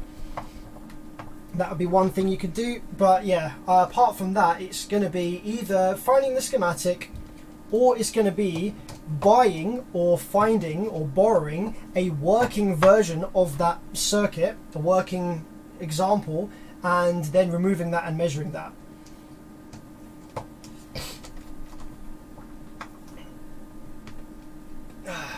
Sean says, so if you put an amp in storage, do you recommend giving it a power every so often?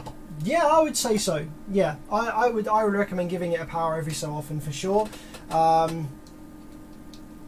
Or possibly next time you power it up, like if you've got an amp that's in storage for a long time, the first time you power it up after being stored for a long time, I would recommend powering it up slowly using a limited current power supply, like 4 amps or 10 amps, something that will build all the voltages inside slowly, so that none of the circuit is shocked by a suddenly loads of pressure coming out of nowhere when everything's been dormant for so long.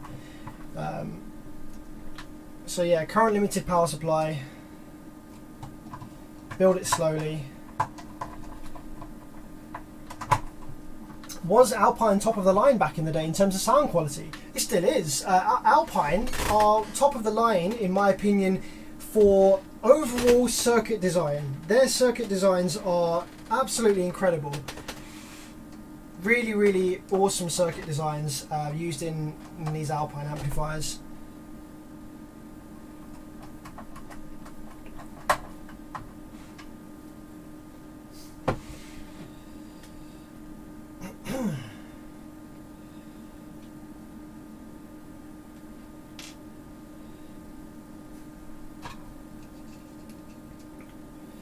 In terms of sound quality though, it really depends, because Alpine do tons of amplifiers, all different models, all different levels of circuit, it depends what ones really, but Alpine definitely won't really release an amplifier that is bad sound quality for whatever it's designed for. They'll be caring about what they're releasing. So if you're not sure, if you're unsure, then going with Alpine is not a bad shout by any means.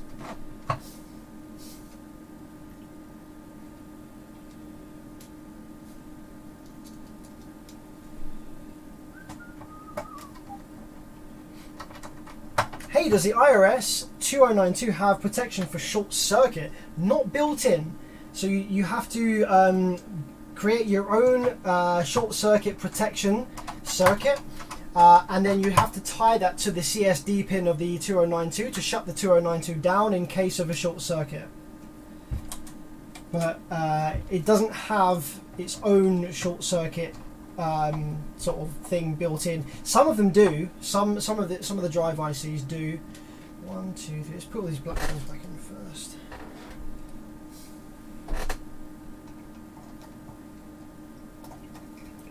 I think the IRS 20124 does have, I think it has overcurrent protection built in, if I remember rightly. Maybe. Oh, I could be wrong.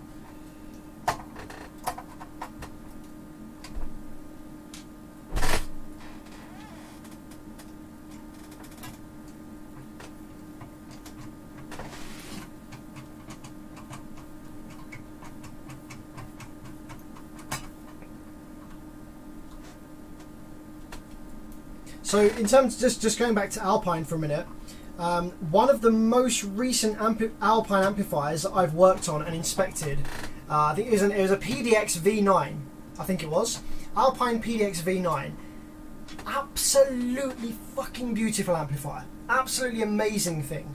So yes, Alpine current gen amplifiers are just as good, if not better, than their old stuff, for sure.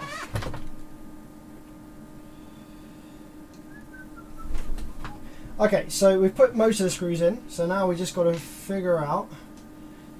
We've got so many of these silver ones still. So we've got all of these. So I thought that the thin line here meant different type of screw, which I think it does. I think it means one of these ones, maybe.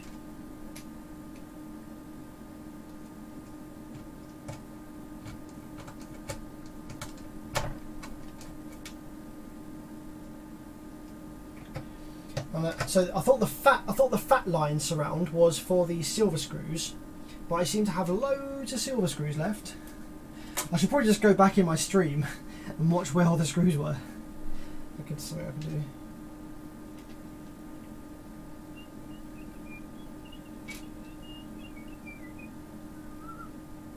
How many screw holes do I have left? 1, 2. Oh, I've also got the screws for the rear case, which would be silver. That's fine.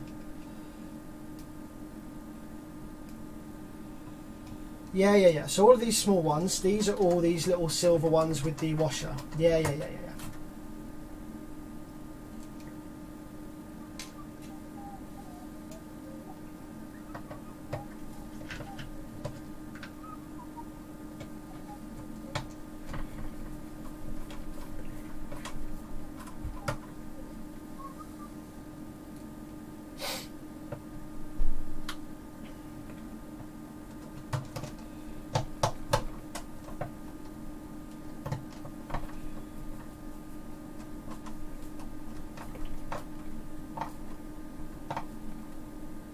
David Long says you'll definitely have to use the one with the fire when you blow something up unexpectedly. Yes, yeah, absolutely. David Long's only just caught up with the sound effects this demonstration I was doing. David Long, skip forward, my friend.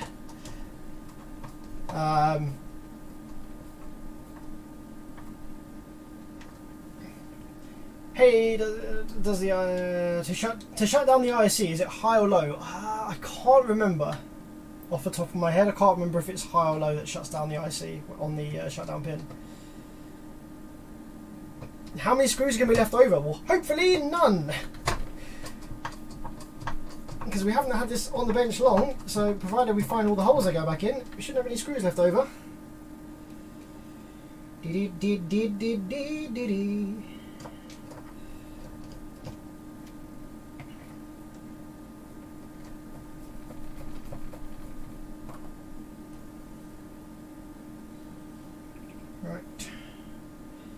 All those.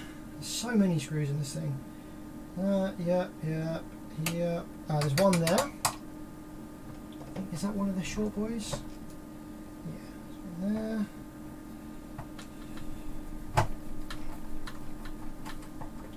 Okay. Any more? One there. Hiding under the ribbon cable.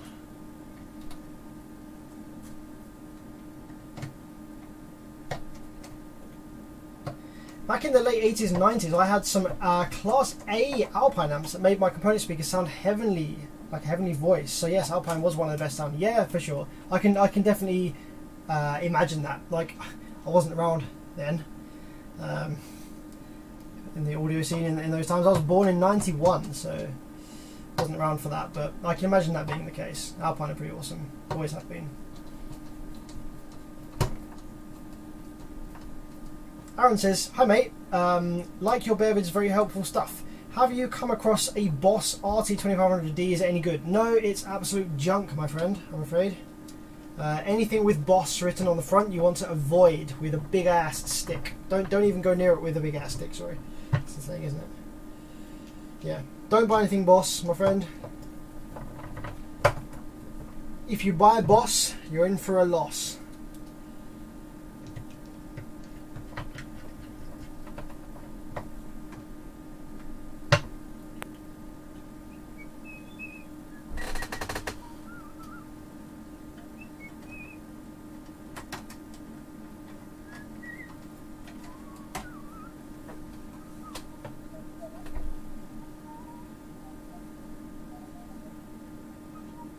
Okay, there's one screw left for the board, I think. I think it's this one. Yep, I think it's this one. So that has metal, so that needs to be grounded. And then that one goes in the front here.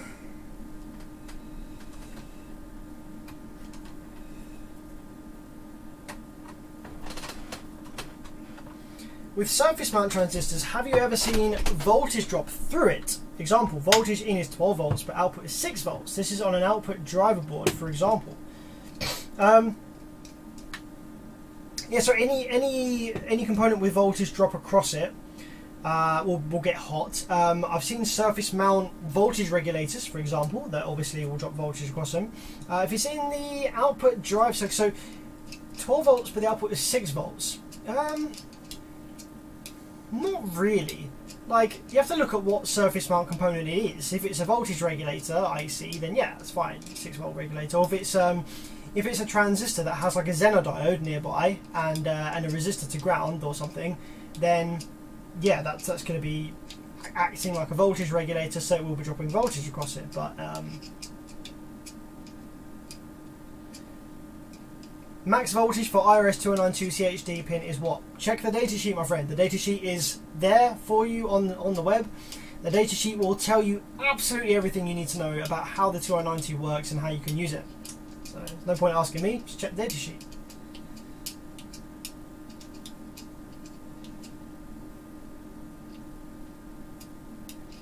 My uncle was telling me about them and he said they were very good. The new Alpine doesn't satisfy him, they weren't as good as the old ones. There is a little bit as well of like nostalgia gets in the way and it kind of blurs what you think is good and what's not. Like if someone blindfolded you and like played you a new Alpine versus an old Alpine, I doubt you'd be able to get it right every time. You'd be able to tell which is which, I don't think. Like obviously comparing Class D to Class AB with the mids and highs, you might be able to tell the difference there, but you know, an old Class AB Alpine, a new Class AB Alpine, I don't think you'd be able to tell the difference.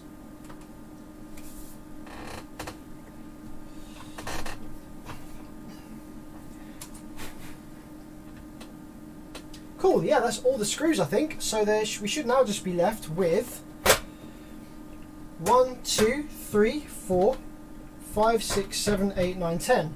1, 2, 3, 4, 5, 6, 7, 8, 9, 10, 11! Oh no, 11, wait, hang on. 1, 2, 3, 4, 5, 6, 7, 8, 9, 10. Oh, 11. There is 11 on the back. Yay! No leftover screws!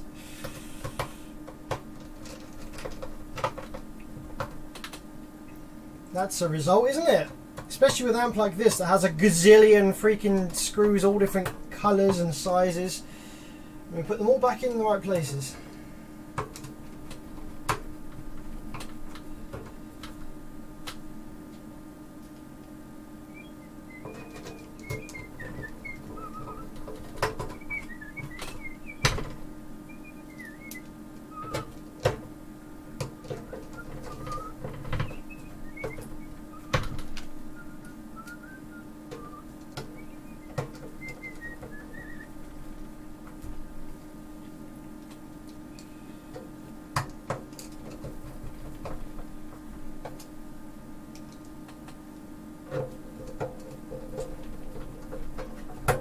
when you're doing screws up, okay, I'm sure most of you know this already. When you're doing screws up into metal, into threads that already exist, okay, put the screw down. Yeah, put the screw into the hole like this, okay. Spin it backwards until you hear a click, until you feel it drop, like that. Yeah, if I go back again, like that. When that happens, it means that the end of the thread on the screw has just jumped over the start of the thread in the hole. So once you've done that, once you've got that click, you can then screw it up and you know that you're not cross-threading it. Something I do every time. Just do it every time. Put the screw in, back off a little bit, feel the click, and then go in. And you'll always go in down the original thread and you won't cross-thread it.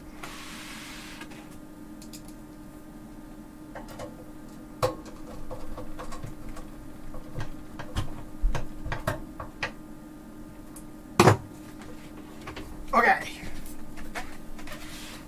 Now it just needs a clean up because it has lots of thermal paste over it.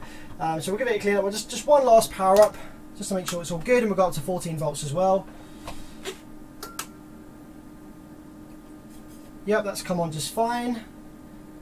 1 amp idle. 14.6 volts. 1.1 amp idle. Yeah.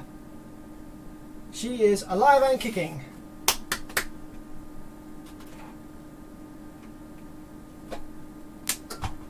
Great stuff, guys. Alright, I'm going to go and get myself a hot chocolate and a relax.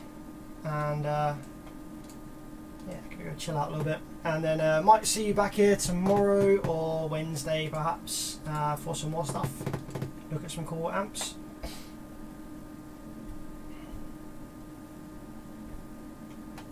So, yeah. Have a great rest of the evening, you guys. Behave yourself. And I'll see you in the next stream.